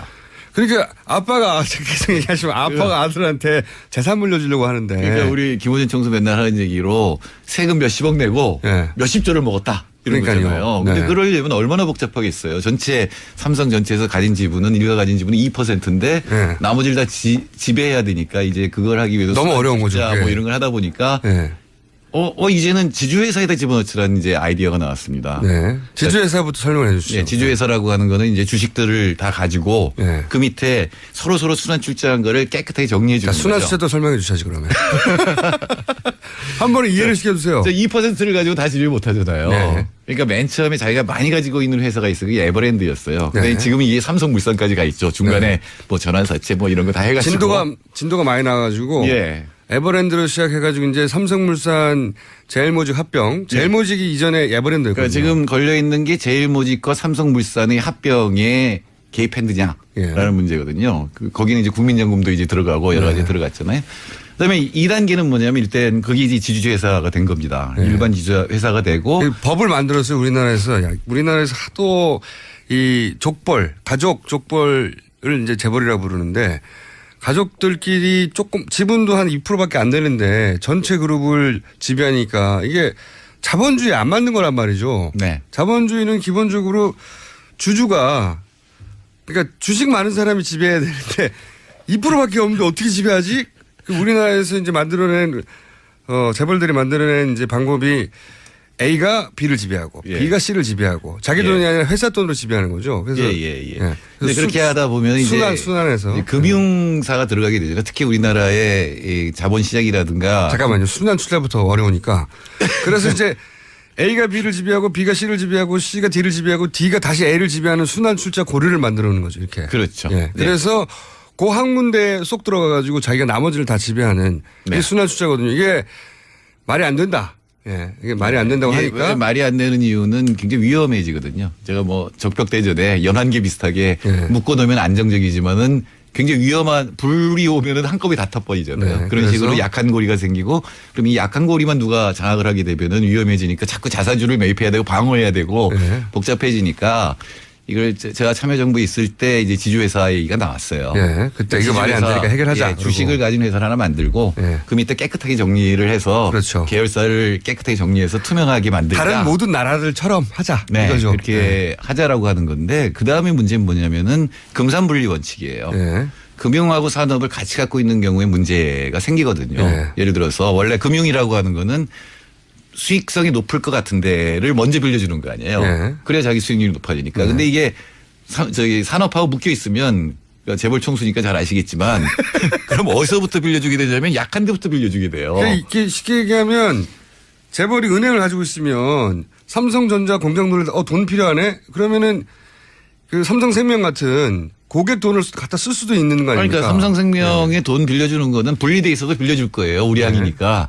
그러나 삼성의 여러 가지 뭐 망하는 회사들이 많이 있잖아요. 특히 이재용 씨가 했던 무슨 이런 인터넷 회사들 이런 것들. 근데 거기다 돈을 이제 집어넣게 되니까 굉장히 금융의 그 기능이 상실이 되니까 이걸 분리시키는 게 금산분리 원칙입니다. 예금주 돈을 마음대로 빼가지고 자기들이 필요한데 써버리면 안 되니까. 특히 자기네 지배권을 방어하기 위해 쓰는 걸 갖다 막아야 되거든요. 이게 그래서 금산분리 이게 굉장히 중요한. 자본주의의 기본 원칙. 이건 뭐 너무 당연한 게 이제 금산분리의 원칙인데. 그렇게 하다 보니까 문제가 되는 게 지주회사에다 집어넣으려고 하다 보니까 이 재벌들이 전부 금융도 갖고 있고 비금융도 갖고 있죠. 삼성전자도 갖고 있고 삼성생명도 갖고 있잖아요. 그리고 한 군데 집어넣을 방법이 없는 거예요. 분리하라고 해버렸거든요. 금산분리 원칙이 어긋나니까. 그래서 이제 공정위가 근데 분명히 지주회사 밑에 넣는 게 좋은 점은 있어. 이게 김상주 교수 같은 사람이 찬성을 해요. 일단 깨끗해진다는 거죠. 투명해진다라는 건데. 어차피 잘 해결 안 될 거면. 그러니까 제 친구가 전성인 교수가 제 친구고 김상주 교수가 제 후배인데 이 삼성이 반대하는. 후배세요? 새 학부 후배죠. 근데 이 둘이 삼성에 반대하는데 요 중간 금융에 관해서는 완전히 갈려요. 전성인 교수는 안 된다. 김상주 교수는 된다는데 된다는 논리는 투명하게 집어넣어놓고 보자라는 거고 안 된다는 건 이건 어차피 삼성이 다 승계를 하기 위한 건데 그런 것들을 만들면 금산분리 원칙도 어긋날 뿐더러 이 재벌의 승계를 도와주는 거다. 한 발 더 나가면 원래 지주회사 자체도 문제가 있었다라는 얘기를 하는 분들도 있습니다. 그건 뭐 그 바로 논쟁의 와중에 있었는데 근데 그렇게 되면은 삼성생명과 삼성전자를 동시에 가질 방법이 없잖아요. 지주회사 체제가 되더라도. 근데 삼성생명을 가져야 되는 게 중요한 게 삼성생명이 삼성 전체 지배권에 굉장히 중요한 삼성전자를 많이 가지고 있거든요. 그러니까 삼성전자를 지배해야 되는데 그중에서 삼성생명이 그걸 많이 가지고 있는데 삼성생명은 금산분리로 그 안에 들어가면 안 된다고 하니까 이게 막 충돌이 일어나는 거예요. 이게 애초에 돈 다 내고 아빠가 아들한테 줄 때 돈 다 냈으면 돼요. 세금. 굉장히 오랫동안 진행된 거고 지금 어디까지가 있냐면 제일모직과 삼성물산 합병의 문제가 되잖아요. 이제 이게 일반 지주회사를 만든 거예요. 말하자면. 근데 다음 단계는 뭐냐면 삼성생명을 그 밑에 넣어야 돼요. 이게 바로 저번에 한번 방송해드린 그 얘기예요. 삼성전자를 지주회사하고 사업회사로 분리한 다음에 이 지주회사를 삼성물산하고 통합시키는 거죠. 그렇게 되면 삼성전자가 이제 사업회사로 빠져나온 거예요. 금융이 빠져나갔으니까. 이제 삼성생명만 집어넣으면 되는 거예요. 삼성물산 밑으로. 그게 중간금융지수회사입니다. 좀 더 자세히 설명해 주세요. 그러니까 엘리엇이 제안했을 때 우리 한번 했잖아요. 삼성전자를 둘로 쪼갠다. 하나는 홀딩 컴퍼니라는 거, 하나는 오퍼레이팅, 이게 이제 하나는 사업회사라는 거고 하나는 지주회사라는 건데. 지주회사는 원래 다른 나라도 그렇지만 뭘 생산하거나 그런 게 아니에요. 지배하기 위해서 맨 위에 홀딩 컴퍼니를 세우라는 거거든요. 그러니까 삼성전자도 여러 회사를 지배하고 있잖아요. 그럼 주식들이 있잖아요. 그 부분을 떼어내는 거죠. 떼어내서 지금 일반 지주회사로 만들어놓은 통합 삼성물산 거기에 합병을 시켜요. 그럼 이제 삼성전자는 빠져나오고 그 일반 지주회사 밑에 들어갈 수가 있죠. 이제 삼성전자는 해결됐습니다. 이번엔 삼성생명이 문제인 거 아니에요. 근데 삼성생명이 그 일반 지주회사에 들어갈 방법은 없어요. 왜냐하면 이건 금융사니까. 금산분리가 돼야 되니까. 그래서 만들어낸 게 중간금융지주회사라는 제도인데 이게 단순히 삼성은 아니고 모든 재벌이 다 금융회사 갖고 있죠. 현대캐피탈. SK증권. 그러니까 이 모든 재벌들의 소원인데 그걸 이제 들어주는 거죠. 근데 지금은 뭐 어떤 단계냐면 그 엘리엇이 제안한 삼성전자를 둘로 쪼개고 그다음에 삼성전자의 홀딩 컴퍼니를 삼성물산에 합병하는 단계인데 이제 법적으로는 이쪽에 그게 진행되려면 이 중간금융지주회사 법이 바뀌어야 관한 법이 바뀌어야 그걸 진행해서 통합시키고 삼성생명을 그 밑에 넣을 거 아니에요. 그러니까 이번에 아예 박근혜 대통령이 있을 때 이걸 해결하자 이렇게 됐던 거죠. 설명을 들었는데 더 못 알아듣게 됐어요. 아니 사드 뭐 핵 문제 이런 거 이해하시는 분이 왜 이걸 이해 못할까? 본인이 총수인데. 자 이게 중간금융지주회사가 수건사업이죠. 수건사업. 예, 수건사업이고 어떻게 보면 지주회사 일반 법에 예외를 만들어 놓은 거예요. 그러니까 예외. 예, 금융사를 집어넣을 수 있게 만들어 놓은 거죠. 근데 이게 그러니까 쉽게 이해하시면 이런 겁니다. 지금 말씀하시는 걸 간단히 요약하면 원래 뭐 물건 만드는 데하고 그리고 이제 사람들한테 예금이나 이런 거 받아서 금융사업 하는 거하고 완전히 분리를 시켜놨어요. 아까도 말씀드렸지만. 분리시켜야 되죠. 그렇죠. 네. 고객 돈을 가지고 같은 재벌 안에 있으면 고객 돈을 마음대로 뺐을 거 아닙니까? 자기 돈이 아닌데. 그래서 분리하는 게 맞는데 삼성은 삼성생명을 포기할 수가 없으니까 삼성전자를 지배해야 돼서. 그러니까 그러면 안 그러면 이재용 부회장이 삼성 전체를 아버지로부터 물려받아야 되는데 삼성 전체를 지배하는 게 핵심인데 그 지배 권한이 약해진단 말이죠. 네. 그래서 삼성생명을 어떻게든 끌고 안고 가야 돼요. 그 안에. 근데 분리하라고 했으니까 끌고 갈 방법이 없으니까 합법적으로. 일단 삼성전자를 갖고 오기 위해서 지주회사까지는 갔는데 네. 삼성전자의 홀딩 컴퍼니를 갖다 인수하더라도 네. 삼성생명을 인수하지 못하면 의미가 없는 거죠. 예, 완성이 안 되는 거니까. 그래서 이 금융회사, 은행 같은 혹은 뭐 보험회사 같은 이런 데를 이 재벌이 그 지주회사 밑에 두게 해주는 예외적인 거를 허용하는 게 이 법이에요. 네. 이 법의 자세한 내용을 알 필요가 없고 자세한 내용은 전문가들이 알면 되고 핵심은 어쨌든 은행을 그 밑으로 넣겠다는 겁니다. 은행이나 보험회사를. 예, 삼성생명을 넣겠다라는 얘기죠. 근데 이게 이제 18대 국회에서도 19대 국회에서도 이거 오랫동안 하고 싶었죠. 근데 네. 아니 그런 예외를 어떻게 줄 수 있냐. 그래서 이제 안 됐어요. 계속. 그게 이제 완성 단계가 되는 건데 그거는 네. 이제 금산분리 원칙을 이제 위배한다는 것도 있지만 왜 이렇게 다 지배를 해야 되냐 1인 총수가 네. 이런 생각이 들잖아요. 그러니까 재벌 총수한테 좋은 거잖아요. 이건 그냥 그렇죠. 말하자면. 재벌 총수가 이재용 좋고. 부회장한테 좋은 겁니다. 사실은 삼성전자와 그 계열사들 뭐 삼성 SDI나 이런 것들이 서로 계열을 이루면 기술적 시너지 이런 게 나타난다고 볼 수가 있어요. 네. 그런데 이미 은행에서도 돈을 빌릴 수 있는데 예, 정상적인 방법으로 빌릴 수 있는데 그 안에 그걸 집어넣을 필요가 있느냐라는 거죠. 은행에서 정상적으로 빌리는 절차를 거치지 않고 그냥 막 갖다 쓰고 싶은 그러니까 거죠. 한마디로 문제는 말해서. 걱정이 되는 거는 제가 네. 말씀드린 것처럼 위기 시에는 그 삼성그룹 내의 가장 경쟁력 없는 부분을 구제하는 데 쓰일 수가 있잖아요. 국민 경제 전체에서 보면 이건 굉장한 마이너스가 되는 거죠. 그다음에 저는 그런 생각을 가끔 해요. 야 스티브 잡스 보고 오라 그래서 경영 기지한테 삼성 맡으라 그러면 이거 맡을까? 이 복잡 다단하고 막 지저분하게 많이 엮여 있는데. 그래서 이 복잡한 거를 해결해 주려면은 중간 금융 지주 회사를 도입해야 되는데 그게 말씀드렸다시피 18대 국회에서 실패하고 19대 실패에서 실패하고 너무 예외니까 너무 야 이렇게까지 우리가 삼성을 봐줄 수는 없는 거 아니야 드러내놓고 그래서 실패했단 말이죠. 근데 박근혜 대통령 임기 중에 이걸 말 사주고 해결하려고 한 정황이 있을까 없을까를 지금 급수한 거예요. 따지려고 공정이. 그러니까 뭐든 뭐 재벌이든 기업은 자기 필요한 거를 로비를 하잖아요. 네. 로비를 하면 가장 강력한 데를 찾아내야 되는데 보니까 최순실 씨가 가장 강력한 거예요. 그러니까 말 사주는 거죠, 사주고 말을. 네. 삼성물산하고 이 제일모직 합병까지는 간 거잖아요. 네. 이제 그 다음에 중간지주회사법이 되면 삼성생명을 지주회사 밑으로 그럼 완성되는 것까지. 겁니다. 예, 네. 마지막 단계로 들어가는 찰나 이게 터져버린 거죠. 마지막 단계가 추진되고 있었는지 없었는지를 거기를 이제 그 관장하는 게 공정이고 공정거래법이 이제 네. 이 공정거래법상에 지주회사 밑에 금융을 둘 수 없다 이렇게 돼 있어요. 공정거래가 아니니까요. 그러니까 금융지주회사 따로 있고 사업지주회사 따로 있는 건데 한꺼번에 들어갈 수는 없다고 돼 있는데 그걸 이제 중간금융지주회사라는 새로운 제도를 만드는 거죠. 그래서 이제 공정위를 압수수색해서 삼성이 이렇게 경영권 승계의 마지막 도장 이게 마지막 도장이에요. 마지막 도장인 중간금융지주회사 도입하기 위해서 혹시 청와대가 개입하거나 또는 뭐 공정위가 그 관련해서 의논하거나 종범실록에 그게 나오나 이런 걸 따지고 있는 거죠. 그렇죠. 나오지 않겠는가. 이제 나온다고 하더라도 물론 이제 앞으로 이제 법적으로는 그러면 정유라 씨 400 몇십억 많이 사주고 한 게 이거하고 직접 연관이 있느냐를 증명하는 건 또 다른 문제인데 여하튼 이 최순실 씨를 축으로 해서 삼성이 자기 승계를 하는 걸 갖다가 모조리 최순실 씨 통해서 이렇게 하려고 했다라고 하는 정황은 뭐 거의 확실한. 그렇죠. 그 중에서 왜냐하면 이게 중요한 게 지난번까지 구속영장에 들어간 사안만으로 한 번 기각됐기 때문에 새로운 게 들어가야 되잖아요. 네. 네, 그렇죠. 네. 네. 새로운 게 들어가야 되는데 아주 그 분명한 새로운 정황이 여기서 예를 들어서 공정위가 대통령 임기 내에 중간 금융지수회사 도입을 하려고 했다.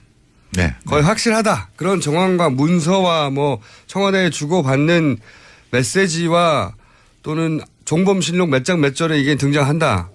이러면 이제 구성이 되는 거죠, 요건이. 네, 그거는 뭐 영장 전담 판사가 어떻게 생각을 하는지 다르겠습니다만 여하튼 정황상으로는 네. 이번 기회에 박근혜 임기 동안에 최순실을 통해서 삼성의 수건을 달성하려고 했다. 이런 네. 거는 뭐 느껴지죠. 그런 시도를 확인하려고 이제 압수수색을 한 겁니다. 예, 그래서 그렇죠. 이제 중간금융지주회사라는 단어가 많이 등장할 것이다. 이게 제가 500원 걸려 있는 매우 중요한 사안이거든요. 네? 500원 걸렸거든요. 앞으로 영장 재청구할 때 중간금융지주회사를 확인하려고 했고 그게 확인된 정황이 있다가 영장에 나올 것이다. 이게 저의 이제 500원짜리 예언이거든요. 500원 버실 것 같으네요. 그래서 영장이 나오는지 안 나오는지는 별 문제로. 그렇죠. 근데 이것까지 들어갔는데도 영장에 안 넣으면은 이제 화내야 되죠. 크게. 근데 이게 정말로 이게 되면 삼성은 원하는 걸 다 이룬 거예요. 네. 마지막 단계에 근접했다고 볼 수가 있는 20 몇 년 동안 아버지 때부터 네. 20 몇 년 동안 아들아 이 재산을 너한테 어떻게 물려주지 세금을 안 내고 20 몇 년간 각고의 연구 끝에 마지막 방점을 찍는 게 이제 되는 겁니다. 네, 말로. 굉장히 낭비예요. 그러니까 이 복잡한 지배구조를 관리하려면 바로 그 전략구조본부라든가 지금 미래경영실인가 뭔가 이런 거기에 뭐 변호사가 100명씩 들어가서 맨날 이런 것만 보고 있거든요. 그러니까요. 그리고 맨날 법 바꾸려고 하고 로비하니까. 우리 모르는 사이 이게 엄청 오랫동안 노력했어요. 네, 이게 삼성의 자원이 굉장히 낭비되는 겁니다. 이런 1인 지배구조를 계속 유지시키기 위해서 낭비되고 있는 거기 때문에. 애초에 아빠가 세금 냈으면 다 해결냈거든요. 사실 좀 예분되죠. 금융은 금융대로 살으라 그러고 본인이 잘하는 거를 하면 되는데. 아빠가 세금 안 내서 다 벌어진 일입니다. 이게. 다 그거예요. 그러다가 결국 말 사주고 우리나라는 지금 말천국이 됐어요. 예. 그러니까 문제는 우리나라 상징 동물은 말입니다. 이제 제가 보기에는. 제가 전에 얘기했지만 삼성전자가 부가가치 기준으로 북한 정도의 수준이거든요. 그럼 삼성생명까지 치면 북한의 2배라고 봐야 되는데 그게 한 사람이 지배해야 된다고 생각하는 그것도 3대 세습으로 지배해야 된다고 생각하는 발상 자체가 이상한. 아니 저는 그렇죠. 3대 세습 좋다 이거예요. 3대 세습하는 나라 스웨덴도 있잖아요. 있습니다. 네. 거기는 세금 다, 발렌베리. 네. 세금 다 내잖아요. 네. 세금 냈으면 된다니까. 돈도 많은 양반들이 세금을 그 몇 조를 안 내려고. 몇 조 갖고 안 된다니까. 그 세금 다 냈으면은 삼성은 튼튼해졌겠죠. 근데 지배를 못하죠. 이건희 일가가 몰락하는 거죠. 이건희 회장 일가가 세금을 세금을 많이 내야 되니까. 그러면 이제 그쪽 일가는 힘들었지만 한국 경제는 튼튼해졌을 거예요. 네. 삼성도 튼튼해졌을 겁니다. 그러니까 세금을 제대로 냈으면 계열이 이렇게 많지가 못해요. 이게 쪼개졌겠죠. 중간에 이제 몇 개를 갖고 있겠죠. 네. 그러는 사이에 우리나라에 말이 너무 많이 수입돼가지고 말이 놀고 있다는 거 아십니까? 저희가 요새 말 관련 취재를 하고 있는데. 그럴 수가 있네요. 말을 너무 많이 수입해가지고요. K스포츠 센터가 지방마다 만들려고 했으니까. 그것도 그렇지만 우리가 모르는 사이에 말이 많이 수입됐어요. 근데 이제 말 타는 사람이 그렇게 많지 않잖아요. 예, 재벌들이 나타나는 그 말이 놀고 있어요. 말 천국이에요. 그거 취재하면 굉장히 재밌는 거 나올 겁니다. 네. 말을 너무 많이 수입해가지고 탈 사람보다 말이 너무 많으니까요. 말이 놀고 말 천국 됐다니까요. 말들아 우리나라로 와라. 세금 냈으면 되는데 이거 어쨌든 제가 보기엔 마지막에 이것까지 말 사주고 해결하려고 했을 것이다.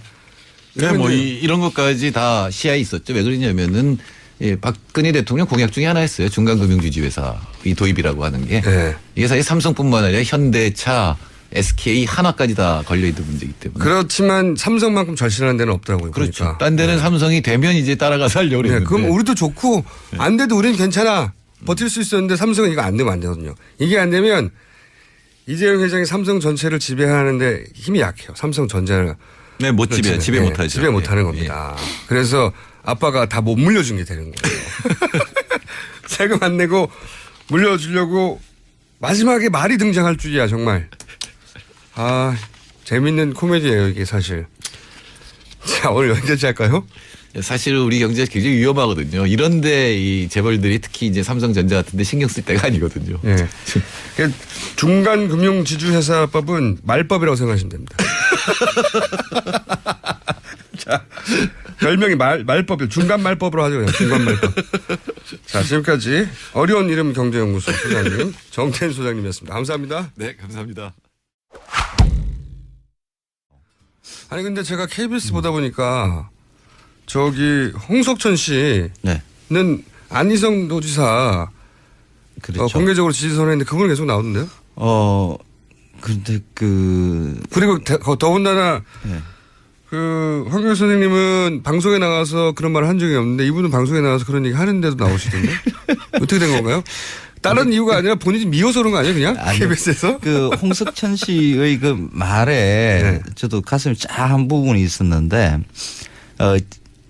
안희정 씨를 지지한다는 말은 한 적은 없고, 네. 그냥 그 행사에 참석해서 성소수자들을 열심히 챙겨주는 것에 대한 감사의 마음을 표현한 것이다 하는 정도로 이야기를 해요. 네. 그러니까 저는 아직 그 안희정 씨한테 표를 줄 생각이 있다 없다라고 내가 이제 말하지는 않았다라는 거죠. 구체적으로 말하지 않고 그건 아마 조심한 것 같아요, 본인이. 그렇죠. 간접적으로 표현한 거죠. 예. 그리고 그 기자회견 자리에서 이 KBS니까 확 질러 말하지를 못한다라고 네. 그렇게 이야기를 해요. 그러니까 이 말에 저는 여러 가지 함의가 돼 있다고 생각을 해요.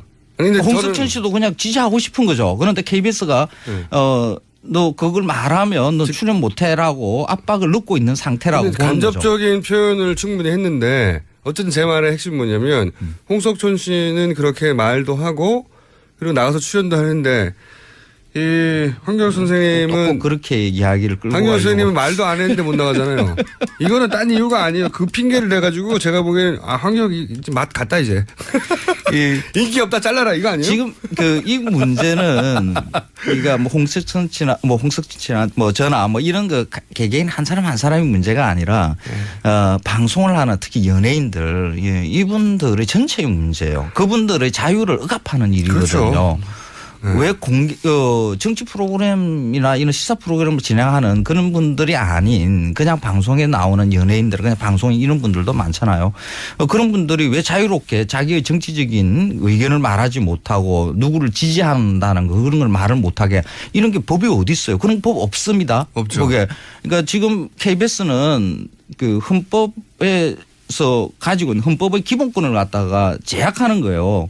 근데 이 문제를 아주 심각하게 다루어야 되는 것인데 그래서 문재인 대표는 그거 항의하느라고 안 나간다. 토론에 안 나간다는 건데 이 헌법으로 보호받아야 되는 기본권도 보호받지 못하고 있는 이 상황에 대해서 다른 정치인들은 그냥 입 닥치고 있어요. 이게 정상적인 건가 하는 거죠. 누구를 지지하는가의 문제가 아니에요. 이거는. 저는 제가 보기에는 예를 들어서 이제 이 문재인 전 대표와 라이벌 혹은 뭐 정치적으로 앞으로 이제 경쟁 상대가 될 분들이 오히려 이 사안에 대해서는 이것은 그 정치적 표현의 자유의 문제이기 때문에 하며 편을 들어주면 인기가 올라가라고 생각하거든요. 그렇죠. 이거 공조해야 되는 거죠. 이거는 누구를 지지하는가의 문제가 아니에요. 그래서 저는 오히려 이걸 안철수 전 대표가 예를 들어서 이것은 말이 안 된다고 말하면 저는 안철수 전 대표 지지율이 올라갈 것 같아요. 그렇죠. 저도 그렇게 생각합니다. 다른 분들도 올라갈 것 같은데 거꾸로 안 나가는 걸 공격하더라고. 그러니까. 네, 난 이 계산 누가 중요하죠? 국민의 권리가 중요한가요? 지금 대통령이 되겠다는 그게 대선이 중요한가? 뭐가 중요합니까? 대선 후보는 대선이 중요하죠. 아니죠. 아니 근데 제 말은 그게 본인들의 레이스에 유리할 것 같은데 국민의 권리에 대해서 그렇게 무심한 사람들이 대통령 되면 안 됩니다. 이 말은 가장 기본적인 거예요. 본인은 KBS에 나가고 싶다는 얘기인 것 같아요. 여하간 홍석천 씨는 나가는데 황교안 씨는 못 나간다 이거. 교환이래. 또 황교안이라. 제가 하지 마세요. 황교안 전 총리 나오셨습니다. 음식 얘기하러. 음식 이야기해요. 자, 그래서 거꾸로 황교익 정 총리라고도 해요. 제가 가끔 방송하다가. 자, 오늘은 재밌는 주제네요. 치킨. 네. 치킨이 그 치킨을 많이 먹는 그 우리 한국 국민들이 가지고 있는 보수 성향에 대해서 이야기를 치킨이 보수니까 어떻게 연결되는 거죠? 그 아주 쉽게 생각하시면 돼요. 인간은 그 각 지역에 살면서 가장 많이 주어지는 것을 맛있다라고 생각을 하게 돼 있어요. 어릴 때부터 먹어서 그런 네. 것도 있고요. 네. 많이 먹어서 그런 것도 있고. 그러니까 우리 한민족은 오래전부터 쌀을 재배해 왔기 때문에 밥이 맛있는 거고요. 네. 서양에서는 밀을 많이 재배해 왔기 때문에 빵이 맛있는 네. 거죠. 그걸 많이 주어진 것을 맛있다라고 생각을 해야 그 사회가 안정이 돼요. 그렇겠군요. 네. 네. 만약에 그 귀한 것을 맛있다라고 다 생각을 하게 되면 그 귀한 것을 서로 먹기 위해서 갈등이 생기고 싸움이 일어나겠죠. 네. 그래서 가지고 거의 본능적으로 많이 주어진 것을 맛있다라고 해요. 그런데 그 정도에서 진화 심리학적으로 설득력이 있습니다. 네. 그런데 그 정도에서 끝나야 되는데 그걸 약간 그 신격화하고 종교화하고 하는 일까지 벌어지죠. 우리 땅에 흔한 게 맛있어야 생존 가능성이 높아지고 뭐 이런 건데 자연스러운 건데 그걸 넘어서 이제 그 황교익 선생님이 가장 싫어하는 오바. 오바를 하기 시작한다는 거죠. 강민족마다 그 주식이나 많이 먹는 음식에 대해서 어떤 뭐 신화적 요소를 갖다 가미하기도 해요. 네. 우리는 이제 뭐 쌀에다가 강력한 무엇을 이렇게 붙이는 그런 민속들이 많이 있죠. 그런데 현대에 와서도 그런 것을 해요. 그 치킨을 두고 그렇게 하죠. 치킨을 우리는 치느님이라고 해서 이렇게 치느님. 숭상 한 단계 위에 있는 것을 숭상하기도. 자, 그럼 우리 지금 먹고 있는 치킨의 유래가 어떻게 되는 겁니까? 닭을 많이 키우기 시작하는 게 1970년대고요. 닭을 예전에는 닭을 기름에 튀겨 먹고 하기는 힘들었죠. 기름이 귀하니까. 그래서 그냥 삶아 먹고 이 정도였는데. 백숙 정도로 먹었는데. 그렇죠. 이 튀기기 시작하는 것은 1970년에 그 기름 산업이 만들어지면서 동방 뭐 이런 회사 있잖아요. 거기에서 이제 동방유랑 뭐 이런 거기에서부터 이제 만들어진 거. 이게 우리가 지금 치킨을 먹고 있는 게 사실 이거 옥수수를 먹고 있는 것이라고 봐도 돼요. 옥수수에서 나오는 식용유에서 출발한 겁니다. 그래서 옥수수나 콩 이런 것으로 기름을 짜고요. 그래서 70년대 동방유랑의 해표. 네, 맞습니다. 네, 거기서 나온 식용유가 대중화되면서 이게 튀긴 치킨이. 그렇죠. 이제 그 기름만 공급되는 게 아니라 그 기름 짜고 난 나머지 곡물 찌꺼기는 사료용으로 쓰는 거거든요. 네. 그러니까 그 닭은 그 사료를 먹고 그 곡물로 짠 기름에 튀겨지는 거죠. 그러니까 우리가 먹는 닭은 네. 옥수수와 콩, 수입되는 옥수수와 콩을 먹는 것이다라고 보면 됩니다. 그리고 우리는 지금 양념치킨 이런 거 좋아하죠. 그 물엿도 많이 넣잖아요. 네. 그 물엿도 수입 옥수수 가지고 수입 옥수수 전분으로 만드는 거거든요. 그래서 우리가 지금 치킨 이거는 그 미국에서 수입돼서 들어오는 곡물로 만들어진 음식이라고 이렇게 보면 됩니다. 사료도 그리고 거기 튀겨 먹는 기름도 다 거기서 나온 것이다. 네. 그런데 전국에 이 치킨집이 한 3만 6천, 7천 그 정도 돼요. 어마어마하게 많네요. 짜장면집보다 더 많아요. 이 정도 숫자면. 네. 중국집보다 더 많아요, 이제는? 네, 맞습니다. 이렇게 많이 생기는 이유가 우리 민족이 원래 치킨을 좋아해. 그래서 뭐 치킨공화국, 치맥공화국, 한국인이 이 치맥을 즐겨 먹는 일은 자랑스러운 일이야까지 이렇게 넘어가요. 그리고 이 치킨 이 문화라는 말까지 붙이죠.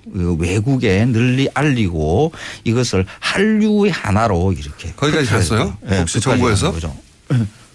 그래서 열심히, 중국 관광객들이 오면 모여가지고 이거 치맥들 이렇게 지자체에서 이렇게 후원해가지고 공짜로 먹이고, 이러죠.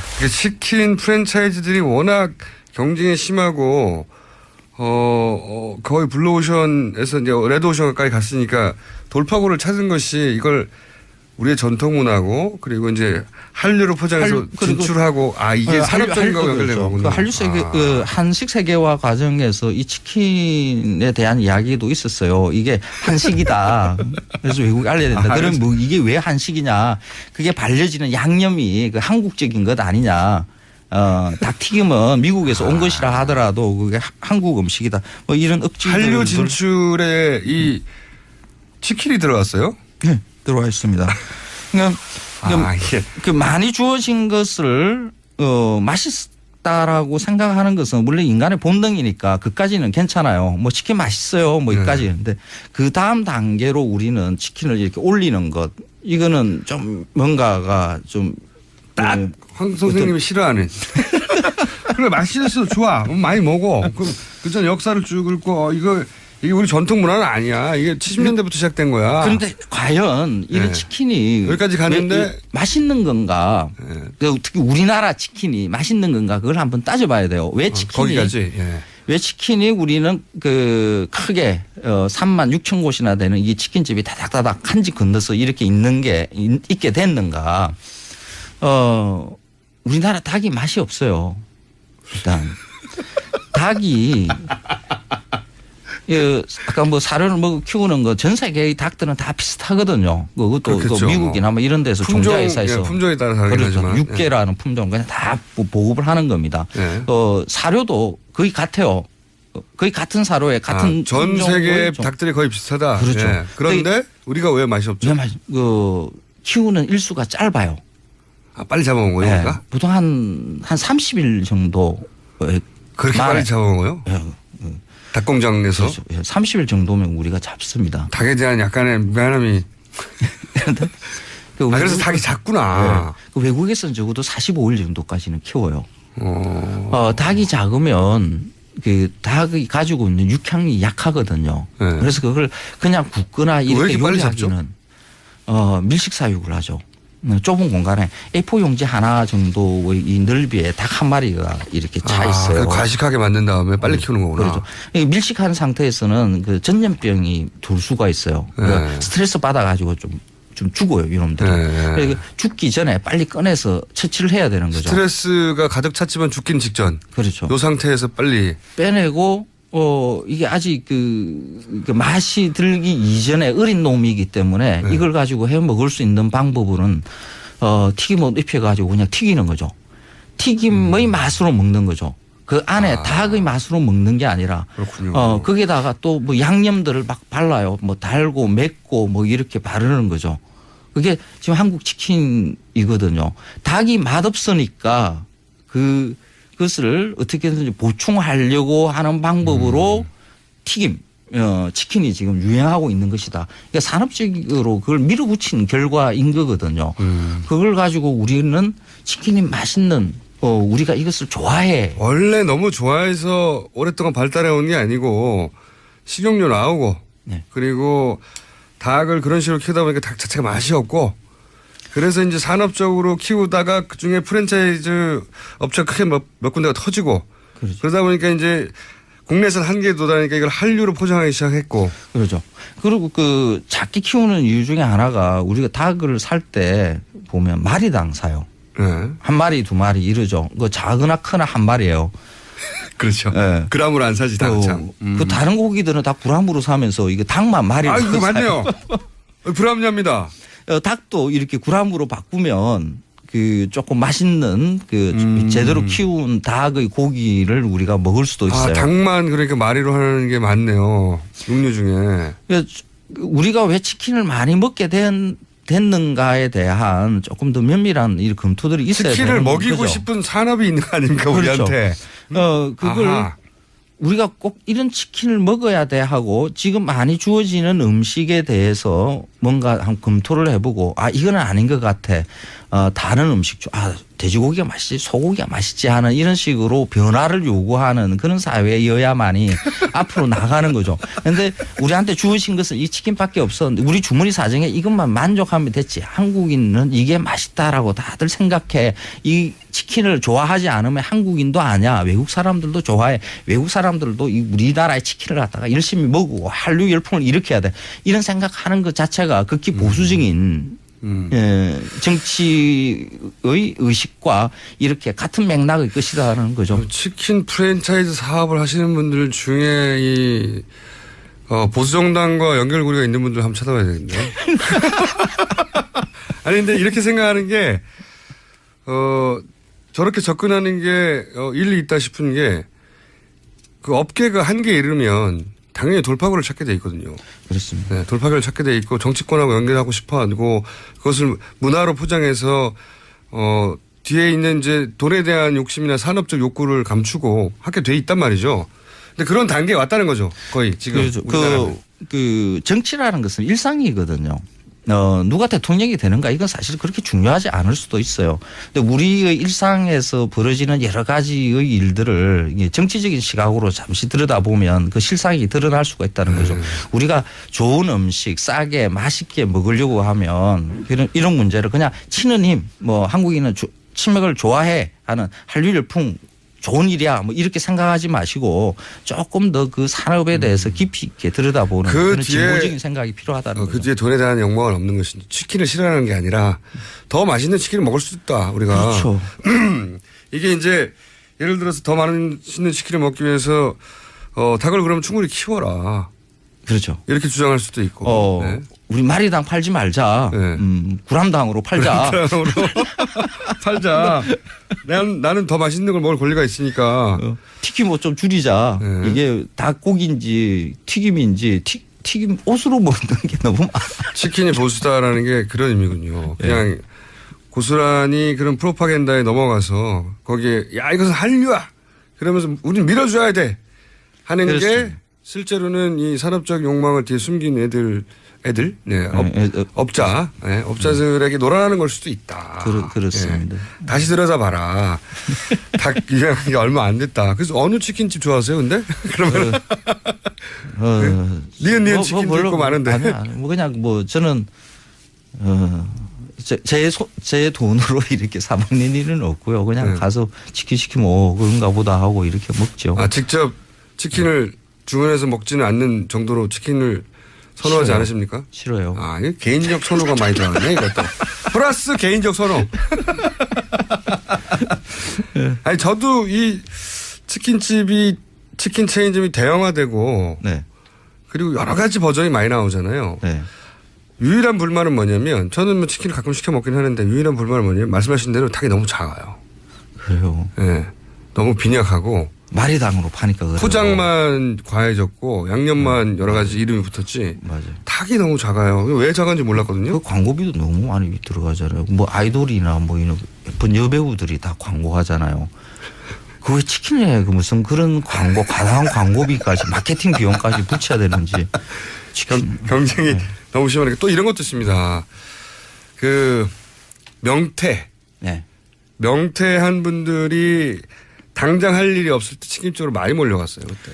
그렇죠. 그렇게 해가 연간 한 뭐 6, 7천 개 정도 새롭게 업소가 생기고요. 또 다시 그만큼의 숫자가 문을 닫고 하는 거죠. 그 치킨 붐이라는 것 안에 우리의 그 일반의 서민들이 생각하지 못했던 많은 것들이 사실 생기고 있는 것도 있죠. 네. 알겠습니다. 오늘은 여기까지 하고요. 이제 금요일인데 어떻게 주말에는 광화문 나가야죠. KBS 규탄하러 네. 모르지? 본인은? 나갈 겁니다. 어디로 나가십니까? 저도 어느 쪽인지 모르겠어요. 일단 나갈 겁니다. 그래요? 네. 대충 언저리를 말씀해 주신. 나는 이 언저리에서 네. 발견할 수 있다.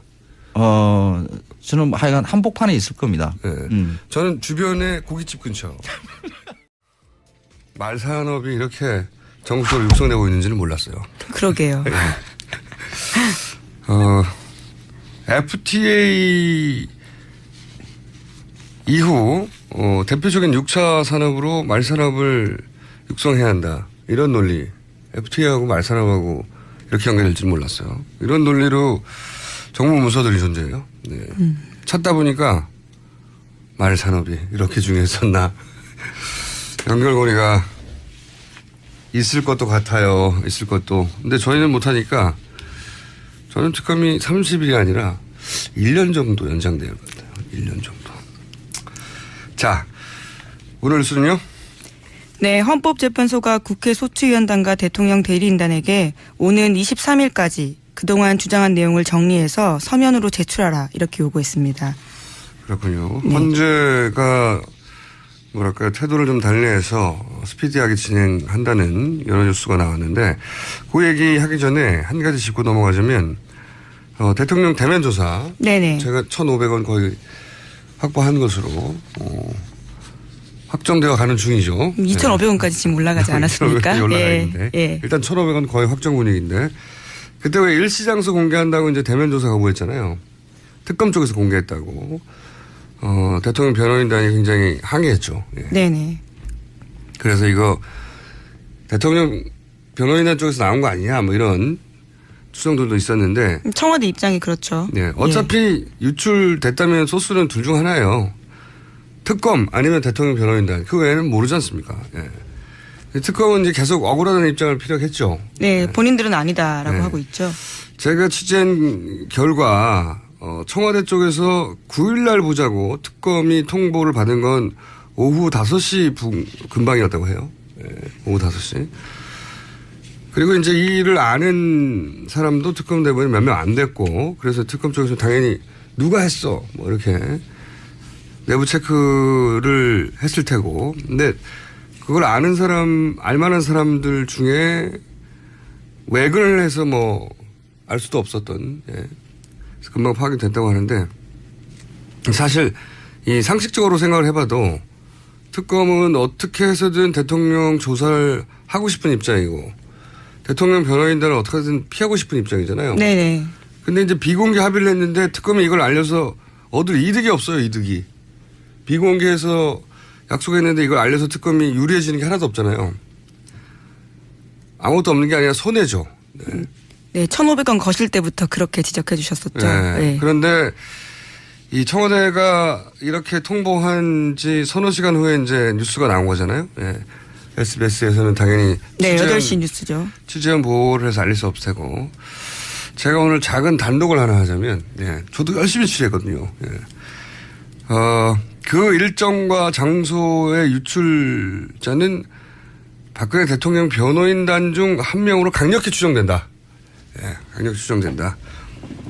자기들 쪽에서 흘러나간 정보를 특검에 뒤집어 씌운 거다. 네. 원래 이럴 때 법조 출입 기자들 또는 뭐 청와대 출입 기자들 혹은 뭐 특검 출입 기자들 사방팔방에 모여가지고 모든 기자들이 주변을 캐기 마련이잖아요. 그래서 흘러나온 정보 찌끄러기라도 주술라고. 네. 기자시니까 잘 알잖아요. 네, 쓰레기 주로 다니죠. 주술라고 막. 네네. 화시한 정의도 줍습니다. 변호인단이 직접 알려준 것인지 뭐 변호인단이 누군가에게 이야기한 것을 이렇게 다시 그런 식으로 주워서 보도한 것인지 그것까지 제가 확실하게 말씀드릴 수는 없어요 여기서. 그런데 소스는 분명하다. 그 처음 소스. 이게 근데 변호인단 쪽에서 저는 피해자 코스프레를 한다고 해석할 수밖에 없는 정황이 있는 게 그 정보가 흘러나온 사람과 특검에 이런 정보가 나오면 어떡하냐고 항의한 사람이 동일 인물이에요. 네. 취재하신 바에 따르면 그렇다는 거죠. 예, 예. 제가 취재하신 바에 따르면. 예. 네. 단독 하나 하겠습니다. 네. 유출은 그쪽 방향에서 나왔다. 네. 자, 여기까지 하나 하고요. 할 일 한 것 같네요, 오늘. 네. 자, 다음 뉴스 전해주십시오. 네. 헌재 관련 뉴스 계속 많죠? 예. 몇 가지 더 지워드리면요. 국회 탄핵심판소추위원단이 그래서 박 대통령 변론 출석 여부를 14일까지는 알려줘야 된다. 이렇게 어제 주장했습니다. 그러니까 이제 헌재에서 끌려다니는 거 아니냐. 그리고 또 정보지들에서 나온 루머들. 아직은 루머라고 표현해야죠, 당연히. 예. 루머들에 따르면은 좀 헌재에서 이런저런 재판관들 이름이 등장하잖아요. 구체적인 이름이 등장해요. 이게 문제가. 그러다 보니까 이제 헌재도 그렇지 않다는 태도를 보여줘야 되는 거겠죠, 지금. 예, 그렇죠. 네. 더 이상 끌려다니지 않겠다 이런 태도인 것 같아요. 예, 그래서 어제는 10번씩이나 말을 끊고 대통령 쪽 변호인단 신분에 주의를 주기도 하고요. 굉장히 효율적으로 진행을 하겠다라는 식의 이야기들을 강조했다고 합니다. 근데 이게 이제 분위기가 확실히 바뀐 점이 있어요. 새누리당에서 이제 연찬회를 했거든요. 근데 이제 탄핵 초반만 하더라도 대통령은 억울하다. 탄핵은 기각돼야 된다. 뭐 이런 호소 한탄 이런 분위기였는데 어제였나요? 연찬회의 내부 분위기는 기각될 수 있다고 그렇게 믿는 분위기로 바뀌었다고. 네. 워딩이 바뀌었어요. 그리고 이쪽에서 헌재 판결을 받아들여야 된다고. 자신들이 원하는 결과가 나올 확률이 높아졌다는 어떤 그런 공감대가 있는 것 같아요. 이게 그걸 어떻게 알겠어요, 근데? 그냥 이분들도 다 그냥 찌라시를 보고 그러는 걸까요? 네. 우리 대한민국을 좀 더 강한 대한민국, 이 당당한 대한민국으로 좀 만들어야겠다라는 결심을 하게 됐다는 말씀을 드리고요. 안보 위기 같은 경우에는 이 북핵 문제로 인해서 이 한반도의 평화를 항상 위협하고 있고 대한민국의 최대 안보 이슈인데요. 이것은 완전히 좀 해결해야 되겠다. 저는 그래서 한국형 핵무장을 주장하고 있습니다. 네, 저도 그 얘기 드리려고 했는데 네, 제 의원님 하면 항상 생각나는 게 가장 먼저 핵무장을 공개적으로 주장하신 분이지 않습니까? 네, 제가 이제 네. 국방위원장 시절 때부터 네. 북한의 핵 위협에 맞서서 이 자위권 차원에서 우리도 핵 능력을 갖춰야 된다고 주장을 했었죠. 네. 네. 지금 현재 첫 번째로 눈에 띄는 공약도 여전히 이제 핵무장인데요. 이게 핵무장을 해야 한다고 예전부터 주장하셨고 지금도 주요한 공약으로 내세우는 이유부터 간단하게 좀 설명해 주십시오. 네. 말씀드린 바와 같이 대한민국을 가장 위협하는 안보 현안이 이 북핵입니다. 이 북핵 문제 해결 없이는 남북 관계도 통일 시대도 전 열 수 없다고 보고 있고요. 지금 이 대한민국은 사실 휴전 상태에 있습니다. 이 한반도가 비핵화된 상태면 좋은데 이 휴전된 상태에서 한쪽은 핵의 능력을 계속 고도화시키고 있고 한쪽은 국제사회와 함께 노력을 하고 있지만 20년이 지난 지금 10년이 지난 지금 사실은 우리는 그냥 다람쥐 쳇바퀴에 돌듯이 이 구두선에만 그치고 있는 상황입니다. 예를 들자면 최근 10년 동안만 보더라도 북한의 그 김정은 정권은 5차례나 핵실험하고 작년에만 해도 2차례 핵실험했죠. 이 5차례 핵실험한 결과 또 뭐 20여 차례가 넘는 미사일 발사를 했어요. 이런 대량 살상 무기의 위협이 이제 우리의 현실로 다가왔습니다. 이 코앞 현실로 다가왔습니다. 그렇지만 우리는 북한이 그런 핵실험과 미사일 발사할 때마다 국제사회가 함께 그것도 중국이 중심이 된 6자 회담 다 풀어보려고 했지만 이것이 다 그런 노력들이 수포로 돌아왔어요. 우리가 북한한테 끊임없이 이제 핵을 포기하고 같이 남북이 이 평화와 공동의 길로 같이 나가자가 호소했지만 북한 정권은 이를 외면했기 때문에 저희는 이제 우리도 핵에는 핵으로 억제하는 것이 가장 강력한 억제력을 갖추는 거기 때문에 네. 우리도 자위권 전에서 핵을 가져야 된다. 그 유명한 외교관인 헨리 키신저 미 국무장관 전 장관도 이웃 국가가 핵을 가졌을 때 가장 강력한 불가침 조약은 핵을 갖는 길밖에 없다. 네, 알겠습니다. 얘기를 했지 않습니까? 그런 차원에서 네. 이제 이 안보 문제에 대해서는 국민들이 정말 핵 때문에 이 공포에 떨지 않고 밤잠을 편안하게 주무실 수 있도록 이걸 완전히 해결해야겠다라는 차원에서 우리도 한국형 핵무장을 하되 북한이 핵을 포기할 때 우리도 핵을 내려놓는 조건부 핵무장이 되겠습니다. 조건부 핵무장. 제가 이제 그 공약으로 내세운 이유는 충분히 들었고 그러면 제가 반론 혹은 의문을 좀 제기해보자면요. 그 논지는 충분히 이해하는데 현실적으로 우리가 따져보면 플루토늄 재처리부터 해야 되는데 이것부터 안 되지 않습니까? 원자력 협정으로. 네. 어떻게 해결하죠, 이건? 지금 이거는 사실 정치권의 결단과 의지의 문제입니다. 그 NPT 10조에 보면 비상사태 때 그 NPT를 탈퇴할 수가 있습니다. 그 가입국가도요. 네. 근데 우리 지금 대한민국은 아주 비상사태입니다. 전 세계에서 핵 확산 방지 조약을 탈퇴하자. 전 세계에서 유일하게 분단 국가, 지금 그 휴전 상태에 있는 그런 분단 국가고요. 그런데 한쪽은 끊임없이 지금 그 핵의 능력을 고도화시키고 있고 그 미사일 발사를 비롯해서 여러 가지 대량 살상 무기를 계속 도발하고 있지 않습니까? 이런 상황 자체가 비상사태입니다. 저는 그것만 가지고도 우리가 충분히 그 명분이 있다고 보고 있고. 그러면 의원님 핵 확산 방지 조약을 탈퇴하면 혹은 뭐 위반하면 이란이 그랬듯이 북한이 그랬듯이 경제 제재를 당하지 않습니까? 우리는 무역 의존도가 굉장히 높은 나라인데 이게 가능한 건가요? 예, 그래서 그것을 예. 저희가 전문가들하고 우리 국회에서 핵 포럼에서 예. 그 관련 전문가들하고 심도 있게 토론을 했습니다. 예. 그래서 우리가 탈퇴를 했다가 다시 가입하는 그런 그 시기라든가 그다음에 우리가 어느 정도 이 경제적으로 그 여러 가지 어려움을 헤쳐나갈 수 있는가 이런 걸 다 했는데 그 기간이 우리가 충분히 그 경제적으로 우리가 몇 년 탈퇴했다가 다시 재가입하는 겁니까? 지금 이제 전문가들의 말씀을 빌리자면 예. 한 1년에서 1년 6개월 정도 보고 있습니다. 네. 1년에서 1년 6개월 동안 탈퇴하고 그 사이 경제 제재를 당하더라도 그 사이 핵 개발을 할 수 있다 이런 말씀이신 건가요? 네, 지금 뭐 서울대학교의 서균열 원자력공학과 교수님 같은 경우에 제가 어저께도 좀 만나 뵙고 왔는데요. 그분들 초청해서 말씀드렸는데 우리의 지금 사실 그 대한민국의 그 핵 능력이라는 것이 상당한 수준 아니겠습니까? 원전 기술도 뭐 세계에서 뭐 알아주는 거고 5번째 규모 갖고 있고 우리가 마음만 먹으면 뭐 6개월 정도 짧으면 6개월 정도 길게는 뭐 또 좀 더 걸리겠습니다만 1년 6개월 정도 걸리겠습니다만 그러한 능력을 갖고 있고요.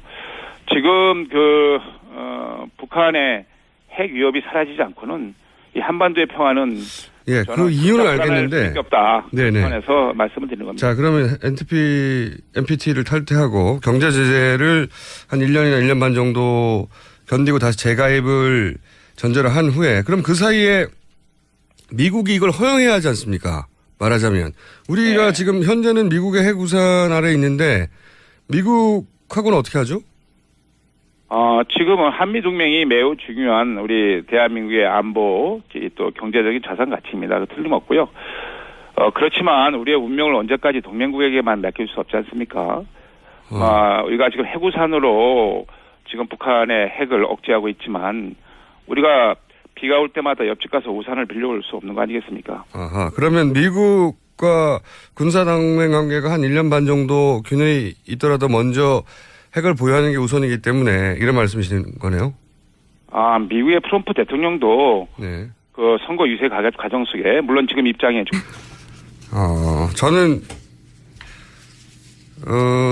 그리고 이제 정보지에 이제 구체적인 이름들이 거론되잖아요. 근데 이제 상식적인 수준에서는 이게 루머의 관점에서 보면 박근혜 대통령이 직접 임명한 재판관들을 당연히 처음에 거론하겠죠. 근데 이건 근거가 저는 없다고 보고 그 자체만으로는 임명했다고 반드시 뭐 생각해보면 그 박근혜 소장도 네, 그렇죠. 대통령이 임명했습니다. 네, 대통령 임명이 나온 거기 때문에 근데 이분은 3월 13일 이전에 해야 한다고 강력히 그리고 이분을 그렇게 새누리당에서 비판한다고 하잖아요. 토론에서도. 네, 어제 토론회에서 그런 막말도 나왔습니다. 뭐라고 그랬다고요?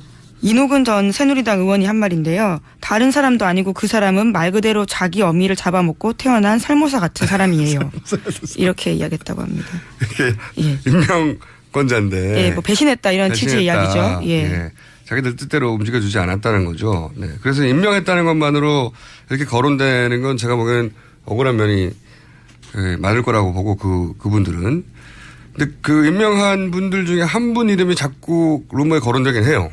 지속적으로. 또 한 분은 이 5.16 군사 구테타에 대해서 이제 남다른 생각을 가지신 분 있는데 그분도 계속 거론되고. 저는 심각하게 생각하는 게 세 번째 이름도 자꾸 거론된다는 거예요. 3명이면 기각되는 거거든요. 네. 이게 새누리당 내에서도 이런 정보지를 보고 이런 자신감을 얻었는지 정보지가 이런 자신감으로부터 얻은 소스가 있는 건지 거꾸로인지 모르겠으나 이제 기자들이 이런 정보지 이름들이 많이 거론되니까 실체 파악에 나섰겠죠. 예. 네, 그래서 어제 이정미 재판관 권한 대행이죠. 네, 이런 얘기가 나오니까 이제 선을 그었습니다. 네, 예. 그건 말이 안 된다고 선을 긋기도 하셨고. 근데 이정미 재판관은 모를 수도 있어요. 본인한테 연락이 안 왔으면. 예. 여하간 제가 이제 이런 걱정을 하는 것은 이런 큰 판결 직전에 의뢰에 있는 한바탕 해프닝 아니겠는가. 이렇게 바라볼 수도 있지만 또 한편으로 걱정을 하는 것은 지난 탄핵 국면에서 탄핵 심판 들어가기 전에 비박계에 2인 1조로 압박이 들어갔었다고 하는 제보를 제가 받고 그것도 복수에 얘기한 적이 있지 않습니까? 같은 당내에 있던 사람들도 막 사람들을 동원해서 압박할 수준이라면 그런 유혹을 느끼지 않겠어요? 그런 유혹은 있을 수 있다. 이거 많은 기자분들이 취재에 나가야 할 실제 파악에 나서야 할 대상이라고 봅니다. 걱정이 됩니다. 그런 평상시라면 그냥 당연히 루머라고 웃어 넘길 테지만 취재를 좀 해봐야 된다. 네네. 자, 다음 뉴스는요. 네, 관련해서 어제 조선일보 일면에는요, 이런 광고가 났습니다. 원로법조인이라고 하는 9명이 대통령 탄핵 심판에 대한 의견을 낸 건데요. 국회의 탄핵소추 의결부터 헌재 심판 진행에 이르는 전 과정이 법적 하자가 있다. 이렇게 주장을 한 겁니다. 게다가 국회는 신문기사나 심증만으로 탄핵을 의결했다면서 문제가 있다라는 취지의 이야기를 한 건데요. 거기다가 일괄적으로 국회에서 투표한 거는 중대한 적법 절차 위반이다. 이런 주장도 했습니다. 아니 지금 대통령 탄핵이 심증만으로 된 거예요? 이건 너무나 많은 증인들이 나오고 있지 않나요? 문서와. 예, 지금도 그렇죠. 계속. 예. 야, 근데 이제 이런 노력들, 그게 이제 복합적인 노력이거든요. 탄핵 심판관들 중에 개별 접촉을 했는지, 혹은 이런 정보지를 봤는지 모르겠으나, 자신감을 얻게 한 그런 정보가 있는 것이고, 그리고 이제 그런 판결을 내릴 재판관들에게 봐라. 이런 분위기가 있다. 이거 돈 내서 광고 낸 거예요. 네, 그렇죠. 생각해 보세요. 전 대법관이 자기 돈 내가지고 신문 광고 본 적 있어요? 어떤 판결에 대해서? 이거는 전례가 없는 겁니다. 전례가 없는 거. 그리고 최근에 인터넷에 이제 이런 기사에 따른 댓글 부대로 의심되는 어떤 징후, 댓글 부대의 등장의 징후, 포털이나 관련 커뮤니티 보면 갑자기 탄핵 기각해야 하고 헌재 판결을 바로 존중해야 한다는, 헌재 판결에 영향을 주지 말아야 한다고. 헌재 판결에 영향을 주려고 지금 태극기 집회가 얼마나 열심히 했습니까? 네, 주말마다 계속 열리고 있죠. 갑자기 헌재 판결을 존중해야 한다. 엄청나게 많은 댓글들이 달리기 시작했어요. 이게 전방위적인 노력이 시작됐습니다. 제가 보기에는. 탄핵 기각을 하고자 하는 분들 쪽에서, 대략 한 15% 정도 되는, 심상치 않습니다. 제가 느끼기로는, 종합적으로. 그리고 이제 보수단체들을 총동원해라 하는 그런 지시도 지금 나가고 있다는 보도가 있죠? 네, 오늘 아침 한겨레와 경향 보도인데요. 자유총연맹이 3.1절 태극기 집회에 10만 명 동원하기로 했다라는 보도인데, 정부 예산 지원받는 관변단체가 정치적 중립을 어기는 것은 문제가 있다. 이런 지적이 나오고 있는 겁니다. 자유총연맹에다가 3.1절 날 10만 명을 동원해라. 너희는 10만 명.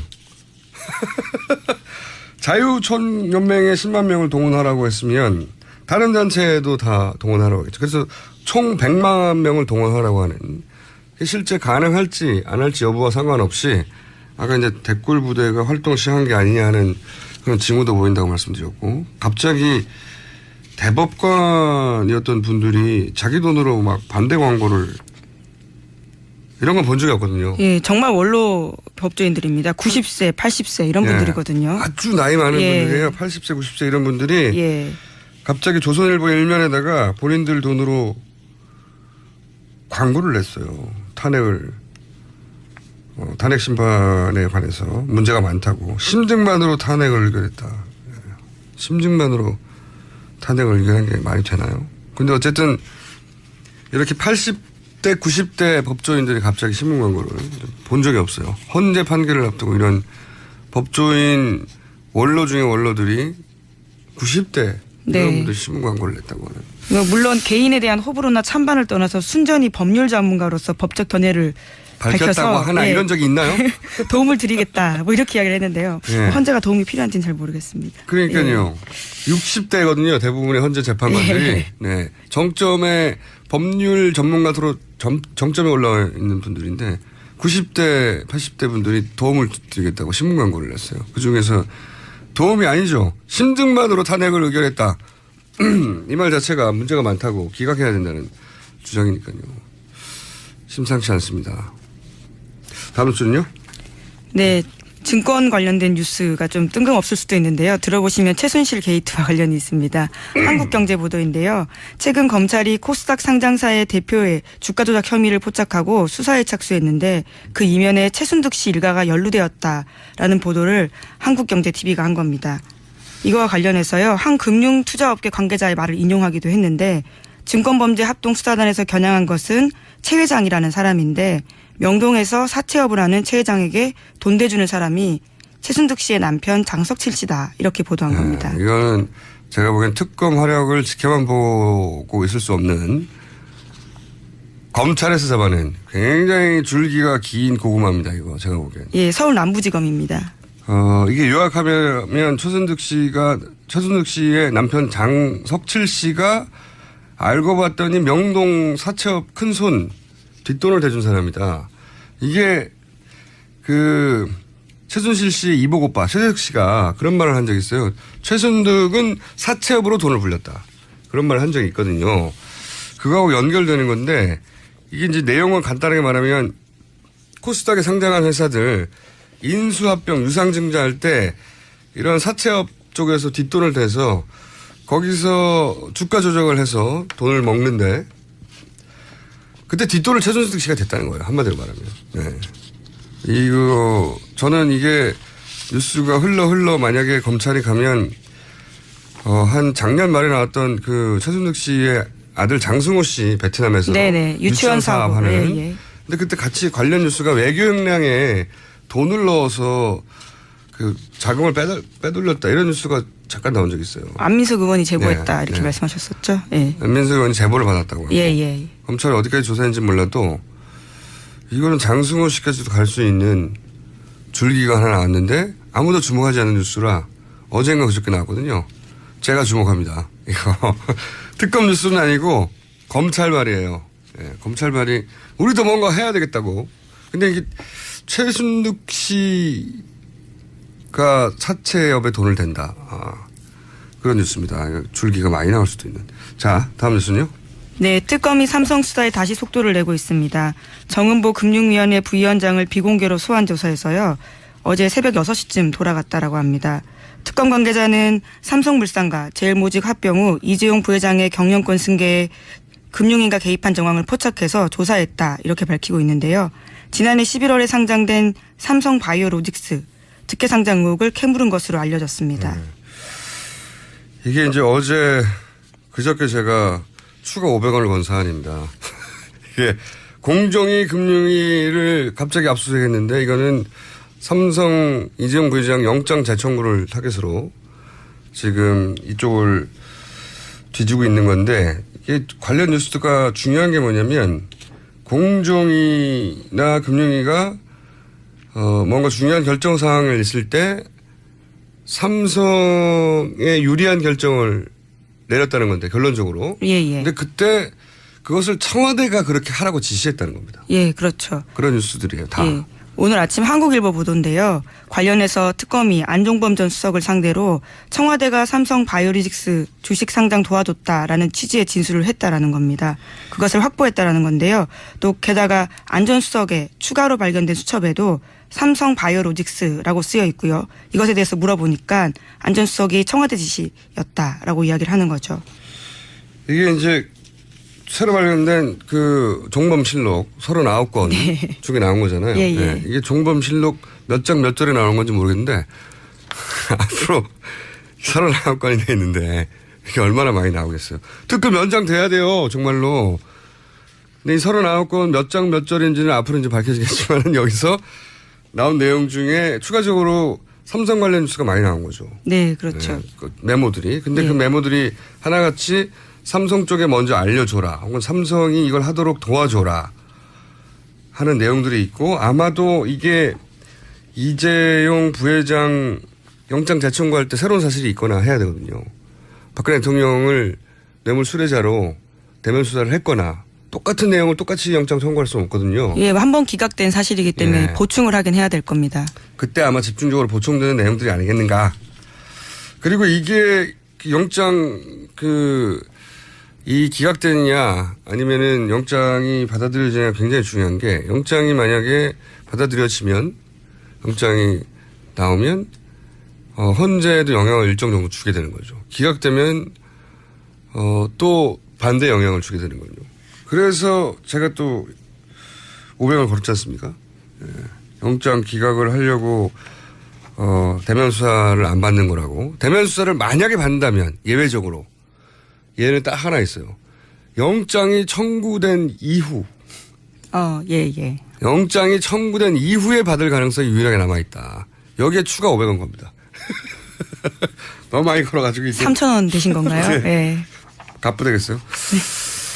자, 만약에 한다면 딱 하나 이외에는 영장이 청구된 이유. 하지만 안 된다에 저는 여전히 거의 몰빵을 합니다. 네. 여기까지 할까요? 네, 제목으로 놓치지 말아야 될 제목 정도 있나요? 네, 정유라 씨 수강 신청 메일을 최경희 전 총장이 직접 받아봤다라는 건데요. 최경희 총장이 왜 학생 메일을 받아요? 네, 수강 신청 내역을 받았다라는 수강 신청 겁니다. 내역을. 네, 총장이요. 예. 영장 대청구 되겠죠, 이분도. 예. 네. 자, 오늘은 또 혹시 제목 하나 읽어야 될 정도. 예, 특검이 어제 주사 아줌마, 속칭 주사 아줌마로 불리는 백 씨를요, 비공개 소환 조사했다고 합니다. 네, 영장 재청구에 첨부하려고 하는 건가요? 네. 여기까지 하겠습니다. 지금까지 시사인의 예, 김은지였습니다. 감사합니다. 요즘 굉장히 적극적으로 언론에 인터뷰를 하시던데 감사합니다. 저희한테 응해주셔서. 네. 불러줘서 감사합니다. 네. 제가 다른 질문 드리기 전에 네. 새누리당이 아니죠. 자유한국당. 자유한국당은 뭐라고 줄여서 불러드리길 원합니까? 자유한국당에선. 저희 새누리당이 이제 자유한국당으로 당명이 최종적으로 다음 주 월요일 날 바뀔 예정입니다. 이제 전국위원회를 열어서요. 그렇군요. 아직 확정은 아니군요. 예. 최종적으로 월요일 날이요. 다음 주. 한국당이 되겠습니다. 약칭해서는. 예. 한국당. 네네. 보통 앞자에서 많이 따서 자유당으로 불릴 가능성이 높은데요, 사람들한테. 그 자유당은 예전에 있었 거고요. 네. 그 자유라는 그 단어는 이 보수의 상징성이고요. 오늘의 대한민국이 있기까지 그 아주 담고 있는 그 소중한 가치를 담고 있는 단어 아니겠습니까? 그 자유라는 것도 굉장히 중요하죠. 자유한국의 의미를 담아서 저희가 자유한국당이라고 최종적으로 지금 결정이 된 상태인데요. 최종적으로 당에서는 이제 전국위원회에서 승인을 받아야 되기 때문에 다음 주 월요일 날 확정이 되겠습니다. 네. 근데 이제 익숙하게 만드는 의미에서 그냥 오늘은 제가 자유한국당이라고 하겠습니다. 예. 어차피 바뀔 거니까. 편하게 하십시오. 네네. 네. 예. 근데 그 자유한국당에서 이번 대선에 몇 분이나 경선에 나오실까요? 뭐 10명이 나올 수도 있다는 얘기도 있어가지고요. 예, 지금 뭐 최종적으로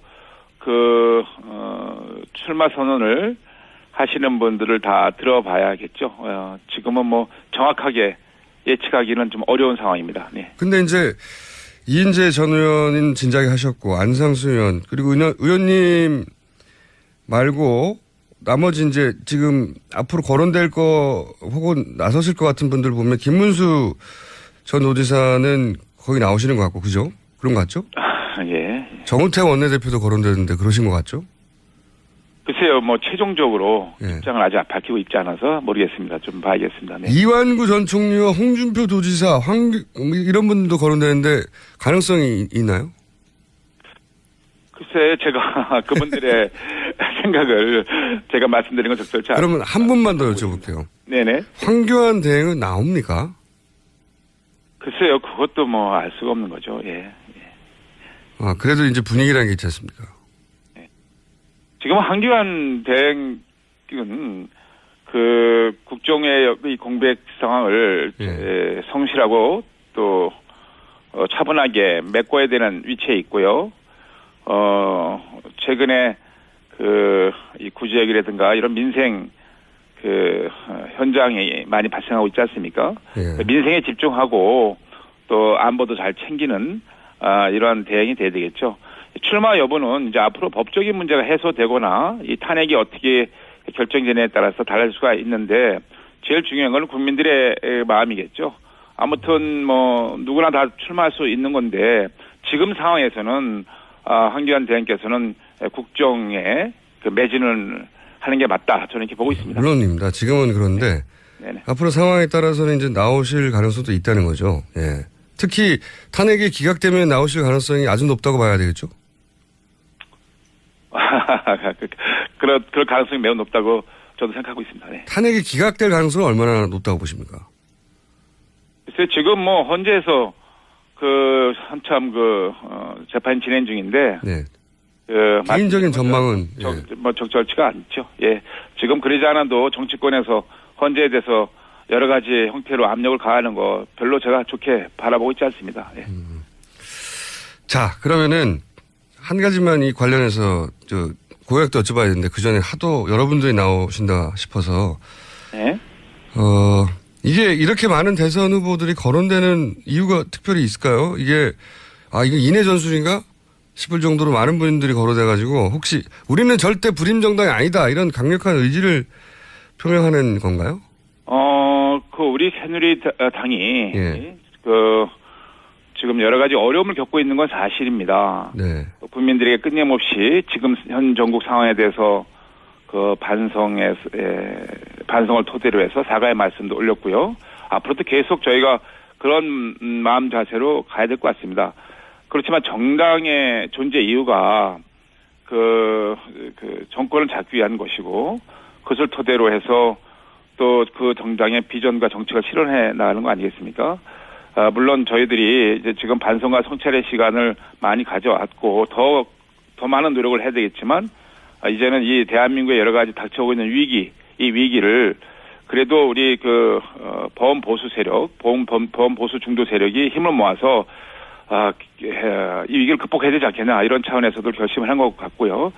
저도 사실 오랫동안 정치를 하면서 지금 이 차지하고 있는 이 복합 위기, 대한민국이 지금 사실은 국가 리더십의 위기라든가 이 안보의 위기라든가 경제 위기가 한꺼번에 몰려오고 있는 아주 과거에 일찍이 없었던 미중의 위기라고들 다 말씀들 하고 있지 않습니까? 그런데 이러한 위기는 사실 이 구조적이고 근본적인 위기라고 저는 보고 있습니다.